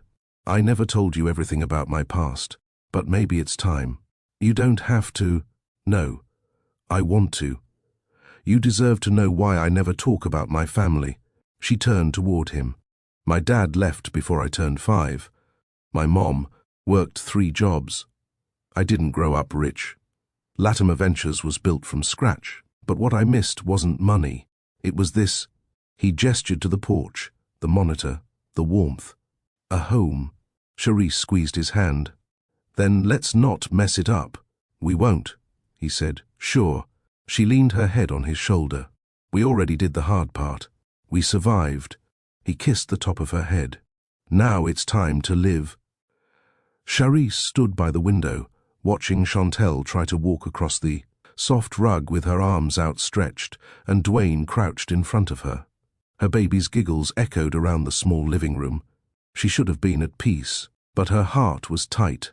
Dwayne glanced up at her, eyes soft. "You okay?" She nodded. Lied. "Yeah."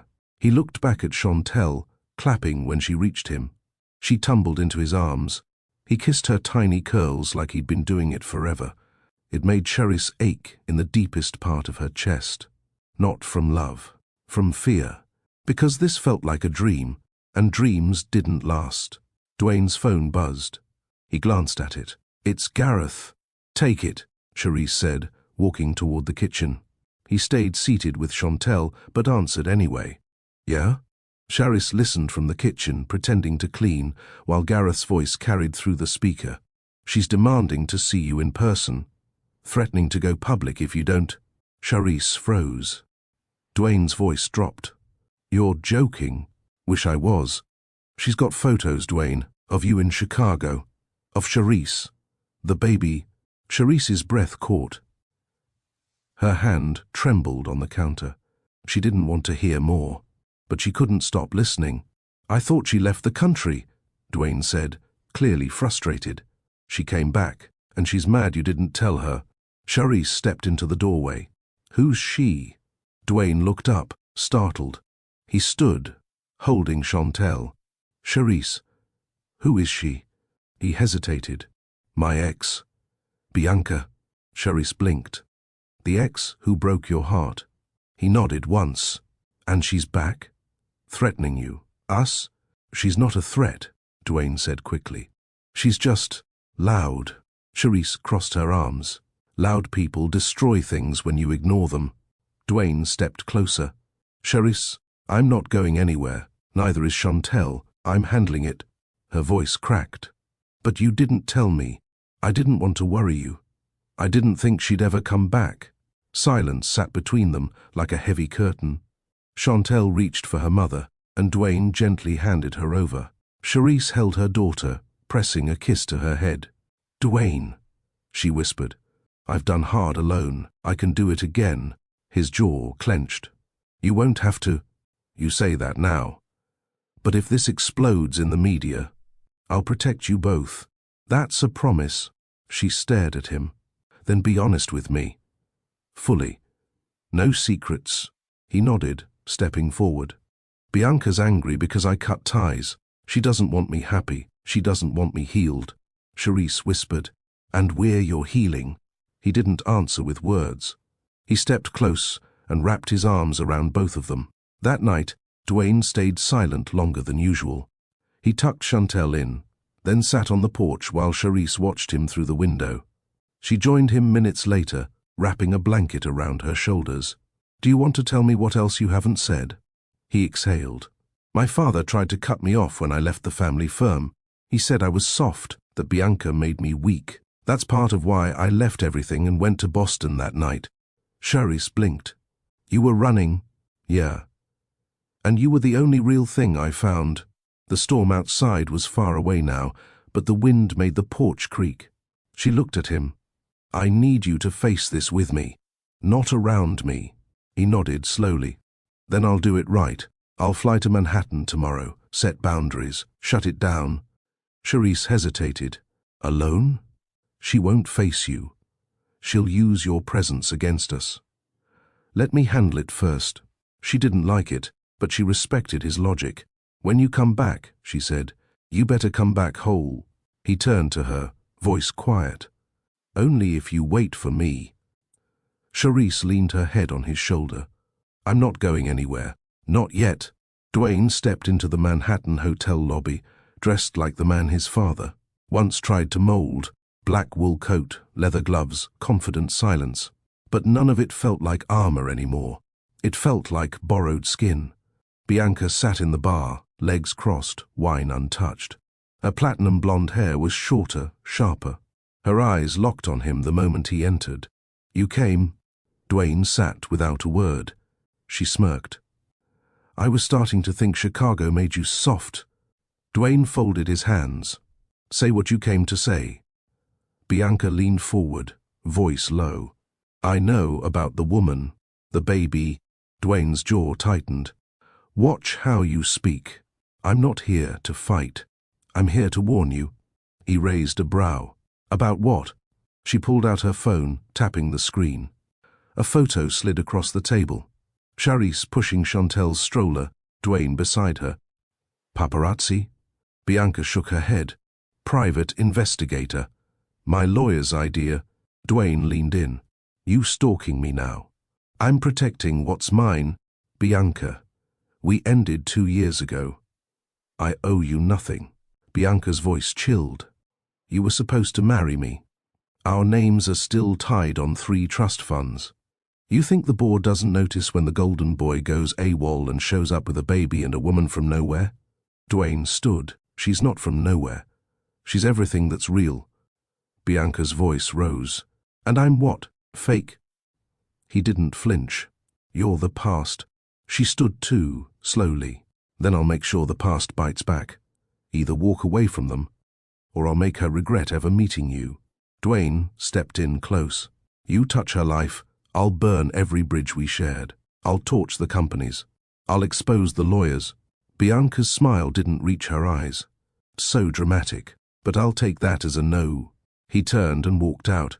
She didn't call after him. Back in Chicago, Charisse sat in a therapy circle. It was her second session. A mother beside her wept over a custody battle. Another woman spoke about surviving postpartum. Charisse remained quiet until the counselor gently asked, Would you like to share? She looked down. I'm scared to trust peace. The group listened. I got used to chaos, used to being left, used to begging people to stay, and still watching them walk away. A tear slid down her cheek. But then he stayed. And now I'm terrified, because it feels like a dream that someone will wake me from. A pause. I'm scared he'll choose his world again, the one where I don't fit. The counselor nodded. And what happens if he doesn't? Charisse whispered. Then maybe I have to learn how to believe in good again. Dwayne returned that night. His coat was soaked from the rain.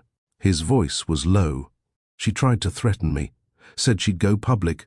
Charisse sat on the couch, arms wrapped around her knees. And she has nothing, just old money and pride. I shut her down. Charisse stared at him. For how long? Dwayne dropped his coat, kneeling before her. For good, I made it clear. I'm choosing you.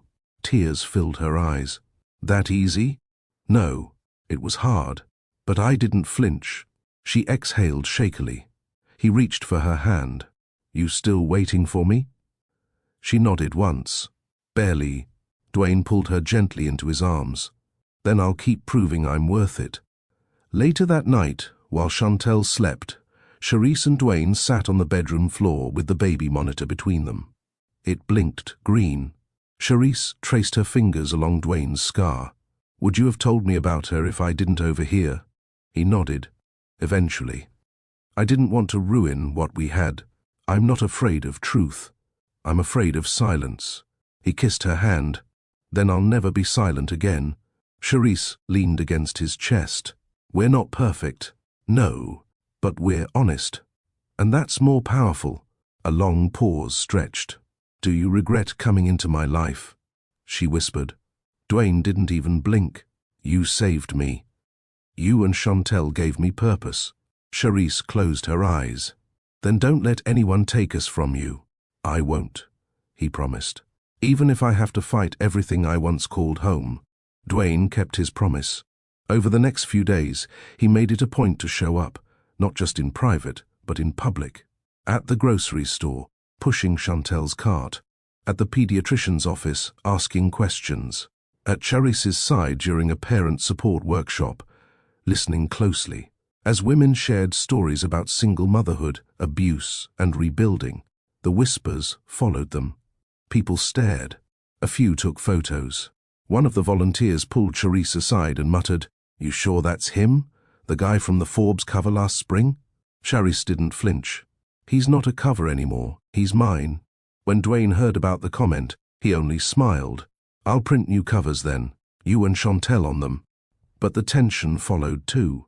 Bianca wasn't bluffing, and Dwayne knew it. That Friday morning, the board of directors at Westmark Holdings called an emergency meeting. His father, Gerald Slade, sat at the head of the table, flanked by men in suits who had built empires with their handshakes. Dwayne walked in late. No tie, no apologies. Gerald stood. "Son, this is serious. Your public appearances are causing concern." Dwayne raised a brow. Concern or gossip? Bianca was vetted. Your past with her was expected. But this new situation, a woman with a child no one knew existed. Dwayne folded his arms. "A woman I love, a child who is mine, a life I'm proud of." An older board member cleared his throat. "You understand how this affects investor confidence?" Dwayne stepped closer. "What's unstable? Me being a present father, or this board thinking I should hide my family?" Silence. Gerald broke it. "This company carries your name." Dwayne didn't blink. "Then it's time the name means something again." He walked out, and this time, no one stopped him. That night, Charisse saw it before he did. A headline flashing on her phone screen, "Dwayne Slade's secret family, meet the woman and child who changed the game." She sat frozen. The article had photos. Chantel in a floral onesie, Charisse at the park, Dwayne kissing their daughter's cheek on a sidewalk in Hyde Park.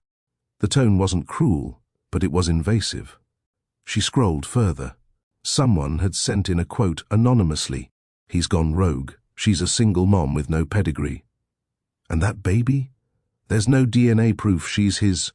Her chest tightened. She wasn't new to shame. But this wasn't street gossip. This was national coverage. She dropped her phone just as Dwayne walked in. He knew immediately. "It's out." Charisse nodded, arms crossed, eyes glassy. "They called me no pedigree. Like, I'm a dog." Dwayne picked up the phone, jaw tight. "I'll sue." "No." She stepped forward. "Let them watch." He paused. "If you fight this their way, you lose. They'll twist everything you say. But if we live loud, if we love out loud, they'll have nothing left to print." He watched her, equal parts proud and heartbroken. "You don't deserve this. I survived worse." "This?" She lifted her chin. "This just means I matter now." Dwayne crossed the room and kissed her forehead. "Then we matter together." The next day, Charisse made a decision. She called her friend Laurel, a social worker turned blogger who now ran a women's support initiative. "I want to speak," Charisse said. Laurel sounded surprised. "You sure? The story's already loud. I want to control the volume." The community event took place on a small indoor stage in Bronzeville. Laurel introduced her, a mother, a survivor, a woman learning to rise in public. Charisse took the mic in soft jeans and a fitted white blouse. Her curls were pinned up, lips painted a bold brick red. Dwayne and Chantel sat in the front row. She looked at the crowd, mostly women, a few journalists, 2 camera phones recording live. "My name is Charisse. I'm a mother. I'm not a pedigree. I'm a person." Applause. "I loved a man once who abandoned me when I needed him most. I learned how to carry pain quietly. I worked 2 jobs. I gave birth alone. I smiled for my daughter so she wouldn't inherit my sadness." Silence gripped the room. Then one day he returned, not the one who left, but the one who was supposed to stay. And I didn't trust it, because I didn't trust myself. She looked down, breath shaking. But healing isn't about forgetting. It's about allowing yourself to be loved in places you thought were broken forever. She looked up. "And today, I am loved. I am whole. And no headline can change that." Tears fell. Applause rose. Dwayne stood, clapping the loudest, holding their daughter in his arms. The next morning, a video clip of Charisse's speech went viral, not because of the scandal, but because of her strength. Comments poured in. "Who is this woman? She speaks like she's talking straight to your soul. Her pain is mine. Her story is mine. And I don't care who he is. She deserves every good thing." Even Bianca's threat felt weak now. She had tried to weaponize shame, but Charisse had turned it into fire. Dwayne sat beside her on the couch that night. baby asleep, screens still glowing. "I've been in boardrooms with billionaires," he said softly. "But I've never seen power like what you did today." Charisse chuckled. "You're just saying that because I wore lipstick."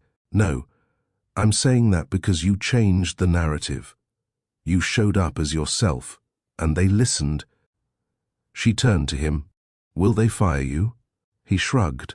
"Let them try." Charisse rested her head on his shoulder. "I'm not going back into hiding. Not for anyone." Dwayne kissed the top of her head. "You won't have to." She looked up. "What if this gets messier? Then we clean it together, brick by brick." A pause. "Marry me," he said. Charisse blinked. "What?"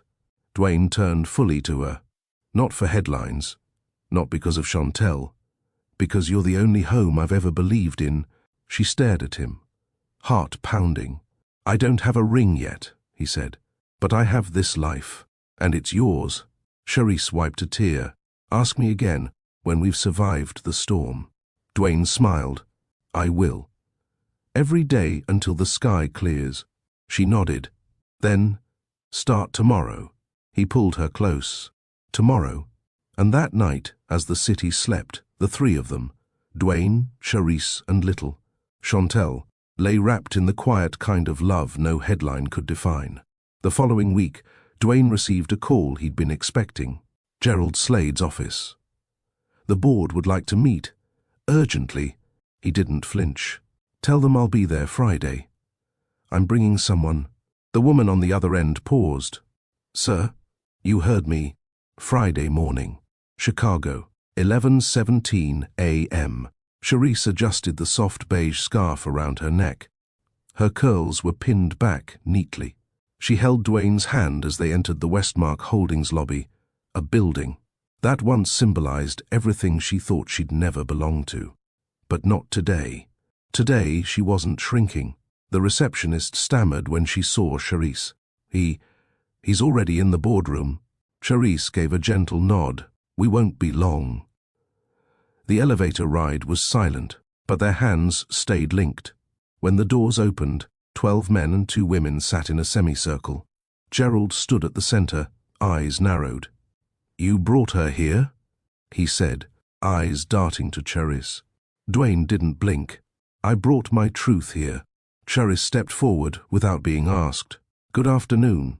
Some nodded. Others stiffened. Gerald addressed Dwayne.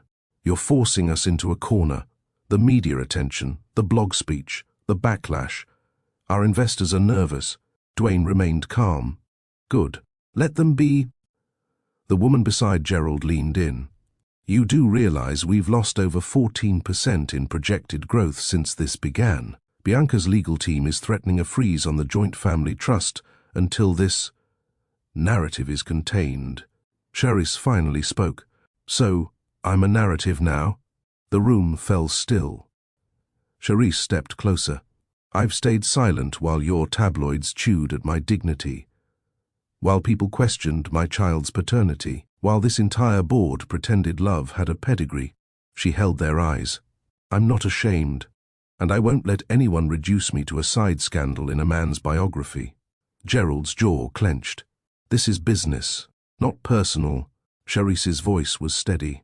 "But your business affects people, families, women like me." She turned to Dwayne. "Let them know." Dwayne stepped forward. "Charisse is not a liability. She's my partner. And that little girl you all think is a burden? She's my anchor. She's the reason I don't drink myself stupid in penthouses anymore." The woman on the board shifted. "And what exactly do you want, Mr. Slade?" Dwayne placed a folder on the table. "My resignation from the trust, effective immediately. Remove my name from any joint inheritance tied to Bianca. I'll forfeit claims to the Slade legacy if it means protecting what I'm building now." Gasps echoed around the room. Gerald stood. "You'd throw away millions?" Dwayne looked at Charisse. "I'm building new wealth, one that includes peace." He held out his hand to her. Charisse took it, then turned to the board. "Don't worry about writing me out of his history. We're writing our own." They walked out together. This time, no one stopped them. Later that afternoon, Gerald Slade called his son's private line. Dwayne answered with a flat yes. There was a pause. "I taught you how to build power," Gerald said. "But I never taught you how to keep it." Dwayne's voice stayed even. "That's because you never built it with love." Gerald exhaled. "She's strong." Dwayne nodded to himself. "Stronger than you'll ever understand." Click. 2 days later, Bianca's publicist released a statement. "Ms. Renault is choosing peace. We wish Mr. Slade well in his future domestic endeavors." No apology, no retraction, but a surrender masked as dignity. Dwayne didn't care. Charisse read the post and shrugged. "That's not peace. That's pride wearing a white flag." Dwayne smiled. "Let her wave it from a distance." That Sunday, Charisse and Dwayne visited a small bookstore in Hyde Park. They walked in quietly, baby in a wrap across Charisse's chest. The owner, an older black woman named Miss Paulette, looked up and smiled. "Well, I'll be," she whispered. "You're the girl from the speech." Charisse blushed. "I am." "And this your man?" Charisse nodded. Miss Paulette waved them closer. "Come on back. I keep the good poetry behind the counter." They followed her. She handed Charisse a worn copy of Gwendolyn Brooks' collected works. Charisse opened a page at random, read silently, then aloud. "We are each other's harvest. We are each other's business. We are each other's magnitude and bond." Dwayne touched her waist gently. "You believe that now?" Charisse smiled at him. "I'm starting to." That night, on the rooftop of their apartment, Dwayne lit a small fire pit. The city lights shimmered below. Charisse held Chantel close in a fleece wrap. She watched Dwayne pull something from his coat pocket, a ring box. Charisse froze. Dwayne, he didn't kneel. He stood firm. Looked her in the eye. "I'm not asking to save face. I'm not asking because we have a child. I'm asking because I want to grow old next to someone who doesn't flinch when the world attacks." He opened the box. A modest ring. A white gold band with a single ruby. "Because you're the fire I needed." Charisse stepped forward, lips trembling. "I don't need a big wedding," she whispered. Dwayne smiled. "I know. I don't need a headline. You already own them." She looked down at the ring, then up at him. "Just promise me one thing, anything, that when the noise starts again, you won't stand in front of me. You'll stand beside me." He kissed her hand. "Always." She nodded once. Then yes. That night, as Chantel slept in her crib, Dwayne and Charisse lay in bed with the windows cracked open. The autumn air crept in, cool and soft. She lay on her side, his hand resting on her bare stomach. "I used to believe I was too damaged for softness," she whispered. Dwayne kissed her shoulder.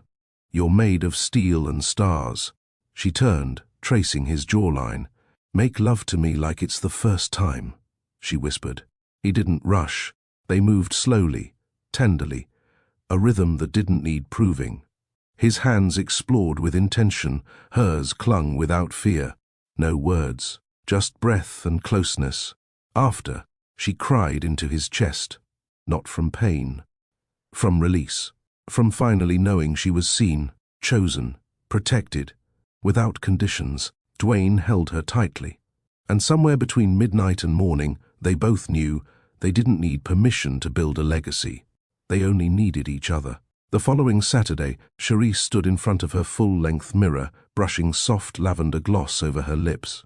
The apartment was filled with the scent of vanilla and faint echoes of Anita Baker playing low from a speaker in the corner. Behind her, Dwayne was dressing Chantel.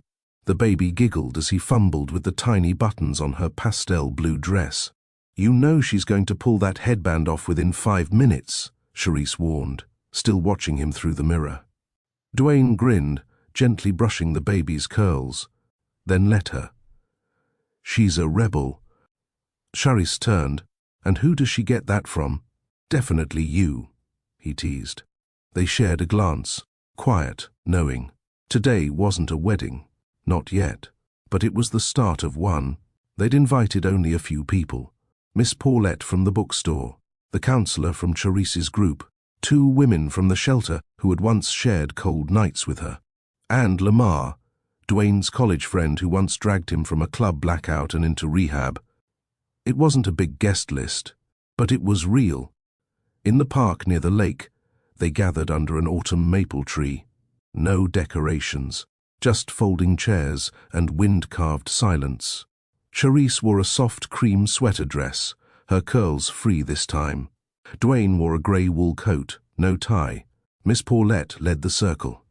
She began with a poem. Short, honest. Then she looked at Dwayne. Your vow. He took a breath. I've had money, power, rooms full of people clapping for me, even when I was destroying myself. But none of that ever looked me in the eye the way you do. You don't flinch at my scars. You don't ask me to perform. You just stay. That's why I'm here. Because I want to spend every day learning how to be more like the man you see. Charisse blinked back tears. Miss Paulette turned to her. Your turn, baby. Charisse held his hands. I've been abandoned more times than I care to count. I've been silenced, doubted, ignored. But when I met you, I realized something. Love isn't loud. It's steady. It's present. It's showing up even when everything inside you says run. I'm not perfect, but I won't run. Not from you. Not from us. They didn't kiss. They hugged. The kind of hug that says, I see you, and I'm not going anywhere. Chantel squealed and clapped, and that was enough. Later that night, after their guests had left and the baby had drifted into sleep, Charisse and Dwayne sat on the balcony wrapped in one blanket. The city shimmered beneath them. Dwayne leaned back. You ever think about what we almost lost? Charisse nodded. Every day. I'm glad we didn't let fear win. She rested her head on his shoulder. Me too. Silence stretched between them, but it wasn't empty. Then Charisse whispered, I want one more. Dwayne looked at her. A baby? She smiled. A wedding. With a dress, a dance. Your mom there, if she wants to come. He nodded slowly. Then we'll plan it. When you're ready. She kissed his jaw. Maybe spring. He grinned. You sure you want the headlines back? Only if I get to write them. He laughed, soft and deep. Deal. 3 months later, they stood on a rooftop in downtown Chicago. This time, the room was filled. Family, friends, even Gerald stood in the back. Expression unreadable.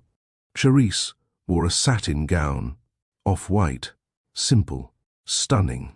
Dwayne wore a suit tailored in silence, no flashy logos. Miss Paulette officiated again, but this time they kissed, and when they danced, Chantel waddled across the floor, clapping. The cameras didn't matter, only the history they were building, one chapter at a time. Charisse woke to the smell of coffee and the low hum of jazz floating in from the kitchen. The satin gown she wore the night before now lay folded across the armchair. Her fingers brushed the new band on her finger as she stretched under the covers. For a long moment, she stared at the ceiling, letting the silence settle. No tension, no pretending, no storm waiting on the edge of peace. She turned her head. Dwayne wasn't beside her, but she could hear him, humming, off-key in the kitchen. She smiled. Slipping out of bed, she pulled on a robe and padded down the hallway. The sunlight poured in through the open blinds, casting soft gold across the floorboards. When she stepped into the kitchen, Dwayne was standing barefoot, holding Chantel in one arm while flipping pancakes with the other. He didn't notice her at first. He was too busy making her daughter giggle. Charisse leaned against the doorway, arms folded. So, this is what forever looks like. Dwayne turned, grinning. Good morning, Mrs. Slade. She rolled her eyes. We're not using that name. He held up a hand, mock surrender. Fine. Mrs. Still Charisse. She walked over and kissed his cheek. That works. Chantel reached out for her, babbling in a language only babies understood. Charisse lifted her and kissed her forehead. Did Daddy give you sugar already? Dwayne shook his head. Nope. But she's been high off joy since last night. They sat at the kitchen table, plates of pancakes steaming, coffee hot. No fancy china, no staff. Just them. I was afraid the peace would fade once the crowd left, Charisse said softly, slicing her pancake. Dwayne looked at her. It hasn't. She nodded. I know. But I had to say it out loud. He reached across the table, squeezed her hand. We're not performing anymore. This is real. She met his eyes. What happens now? We live, he said. We build. We keep showing up. Charisse nodded. I want that. Chantel squealed from her high chair, slapping the tray with tiny syrup-covered fingers. Dwayne chuckled. Guess she wants it too. They ate slow, talked soft. No rush to be anywhere. After breakfast, Dwayne cleaned up while Charisse gave Chantel a bath. The sounds of laughter and splashing water echoed through the apartment. And when Charisse emerged with a towel-wrapped toddler in her arms, she found Dwayne at the living room window, watching the city. He turned when he heard them. His eyes softened. We're not the same people we were a year ago, he said. Charisse walked over and placed Chantel in his arms. No, we're better. She rested her head on his chest, her daughter tucked between them.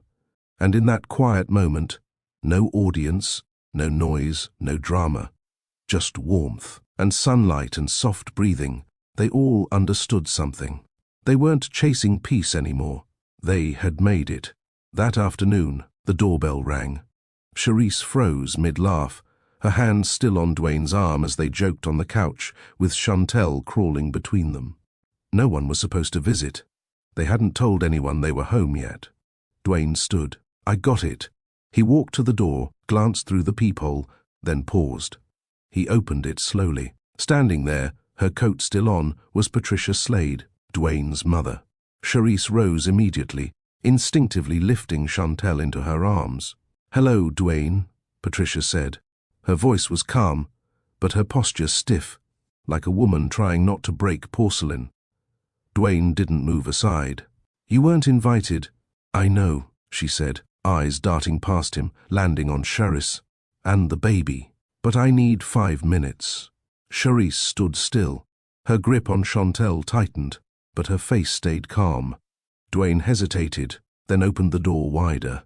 Patricia stepped inside slowly, scanning the apartment as if it were a museum exhibit. She stopped when she saw the wedding photo on the console. A real smile flickered, but it didn't last. You look happy, she said to Charisse, tone unreadable. I am, Charisse replied. And you? Patricia gave a tight smile. Trying. Dwayne folded his arms. Why are you here?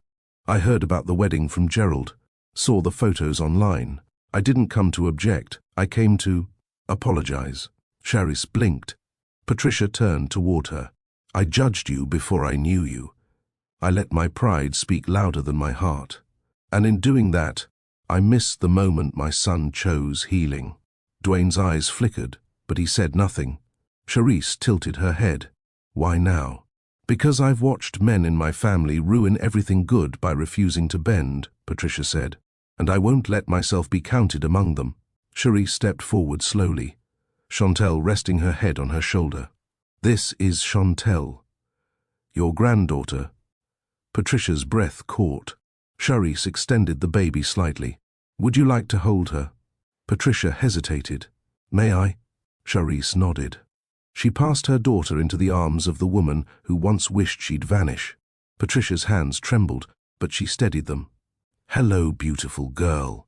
Chantel stared up at her, curious, then reached up to touch her face. Something cracked inside Patricia then, a silent fracture. She looked up, tears on the edge. Thank you. Charisse simply said, let's take small steps. Patricia nodded. That's all I came for. Dwayne cleared his throat. You're welcome to stay. For dinner. If you want. Patricia blinked. Are you sure? Charisse looked at Dwayne, then back to Patricia. Stay. Learn us. If you're willing. And for the first time, Patricia sat down. Not as a stranger to defend herself, but as a woman willing to start again. She held her granddaughter while stories flowed, barriers softened, and old wounds found new bandages. For the first time, Charisse didn't feel like she had to protect herself. Not from Dwayne, and not from his mother. Later that week, Charisse stood alone in front of the bookstore. The same small bell still jingled when she opened the door, the same scent of old paper and peppermint tea hanging in the air. Miss Paulette looked up from the counter. "Now that's a married glow if I've ever seen one." Charisse laughed. "You always know." Miss Paulette stepped out and hugged her tightly. "You kept your word. You stayed open." "I wanted to come here first," Charisse said. "Before we flew out." "Paris," Paulette teased. Charisse shook her head. "Nah, Michigan. We're taking Chantel to see the lakes." Miss Paulette smiled warmly. "Even better." They sat at the reading nook, the same place where Charisse once cried quietly, wondering how to fix her life. Now she sat tall, her back straight, her fingers twirling her ring. "I came to say thank you," Charisse said, "for believing I wasn't broken beyond repair." Miss Paulette reached across the table and touched her hand. "You were never broken, baby. You were buried." Charisse blinked. "Buried under shame, doubt, survival," Paulette continued. "But you were always whole. All you did was dig." Charisse exhaled slowly, her heart full. "I want to sponsor a book club," she said, "for girls like me, women in the shelters. Not just romance, but stories about standing back up. Stories that reflect them." Miss Paulette beamed. "And what would we call this book club?" Charisse smiled. "Chantel's Corner." Paulette covered her mouth.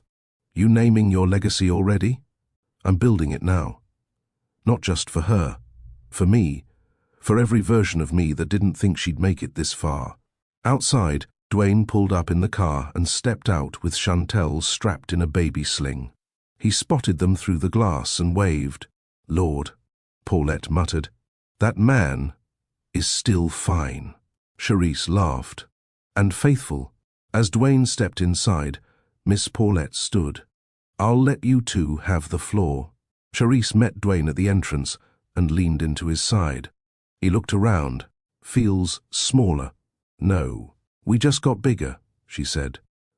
They walked through the aisles, Chantel cooing. Dwayne paused by a shelf.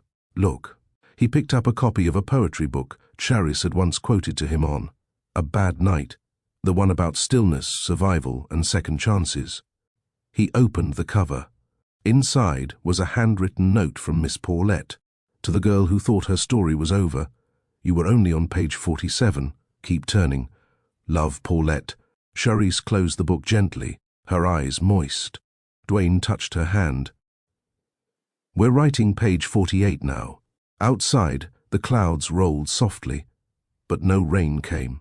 They left the bookstore, not as survivors, not even as lovers, but as builders, of family, of healing, of forever. Charisse stood at the center of a modest community hall on the south side. The walls were freshly painted, soft beige with gold trim, and folding chairs were arranged in a half circle. A wide whiteboard hung on the far wall. On it, in large marker strokes, were the words, "Welcome to Chantel's Corner." She adjusted the stack of books in her hand and inhaled slowly. Not nerves, purpose. This was the beginning. Outside, snow was falling, the light kind that felt more poetic than punishing. Inside, the room was warm, not just from the heater humming in the back, but from the quiet buzz of women arriving. Some with babies in strollers, others with nothing but coats wrapped tight around them.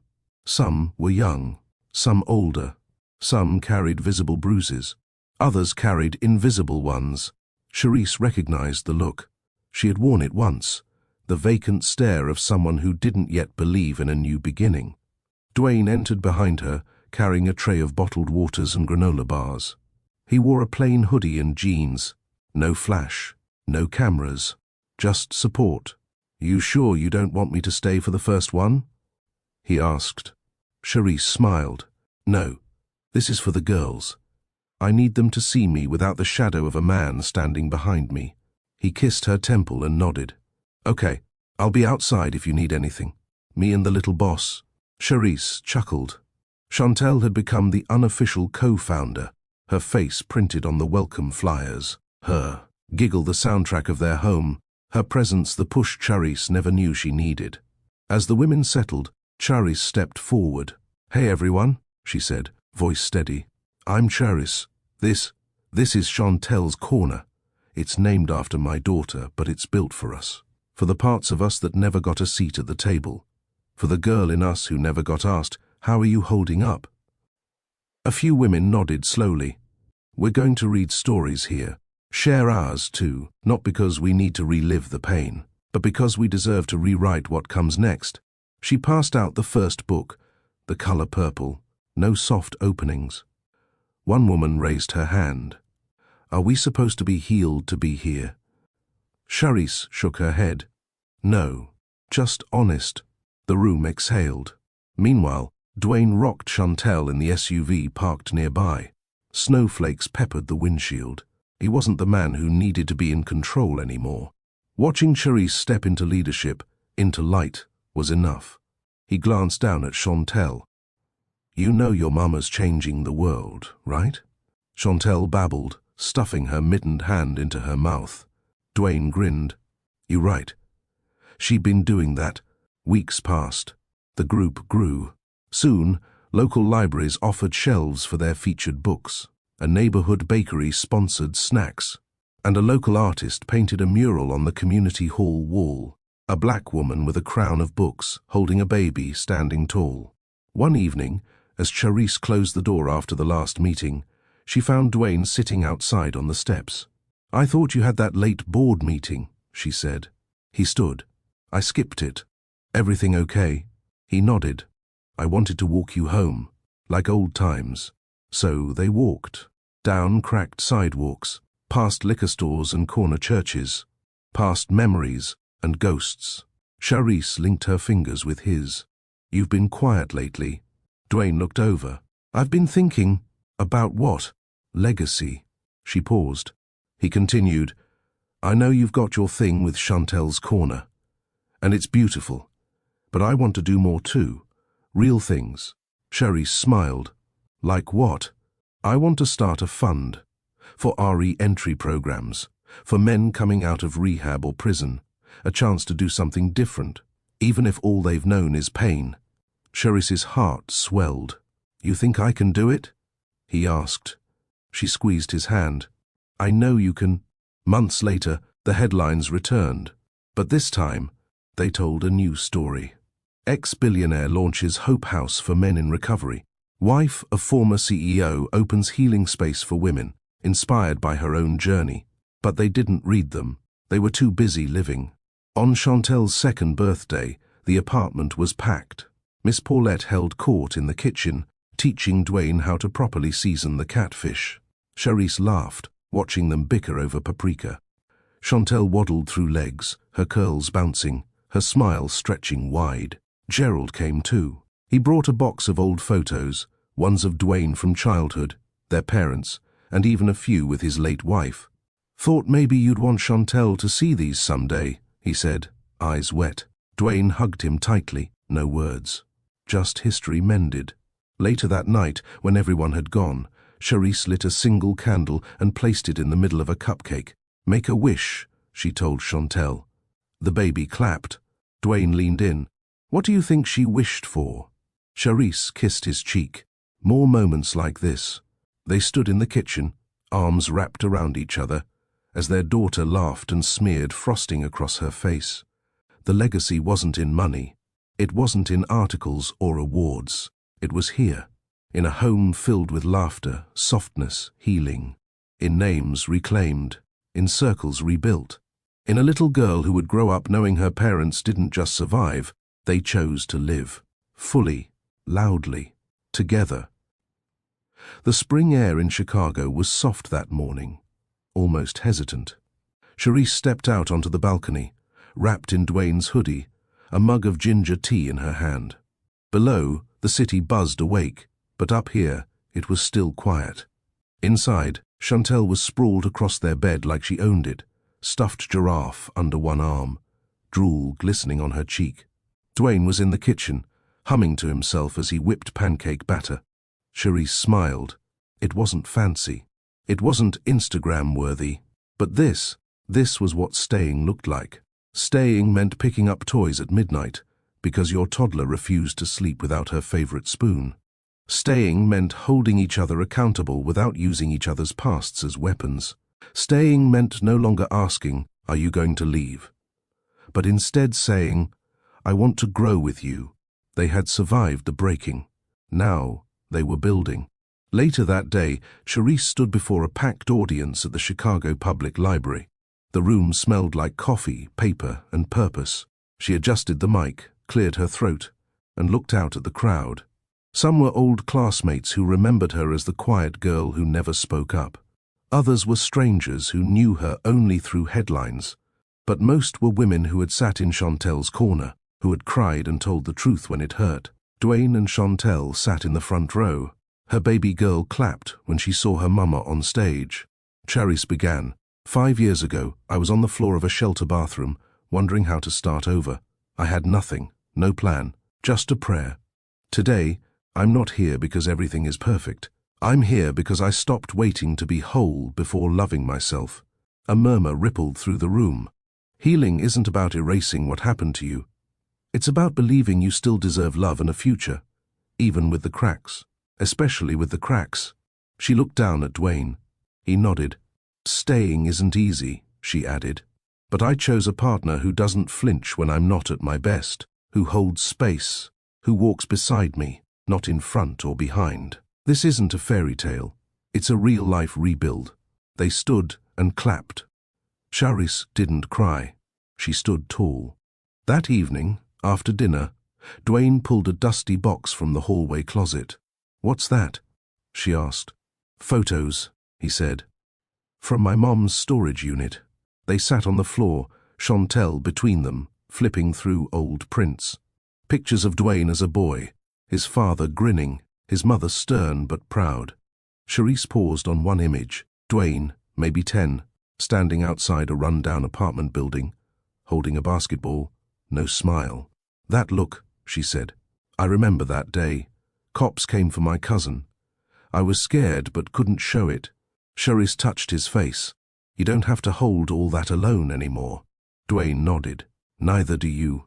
In July, they held a block party, not for a fundraiser, not for publicity, just because. Miss Paulette manned the grill. Gerald played oldies from a speaker in his car. Children dashed through sprinklers. Elderly women braided hair in lawn chairs. Chantel ran to Charisse holding a popsicle that had already melted halfway down her arm. "Mama, it cold." Charisse laughed and pulled her close. Then she turned to Dwayne, who was helping a teenager fix a busted bike chain.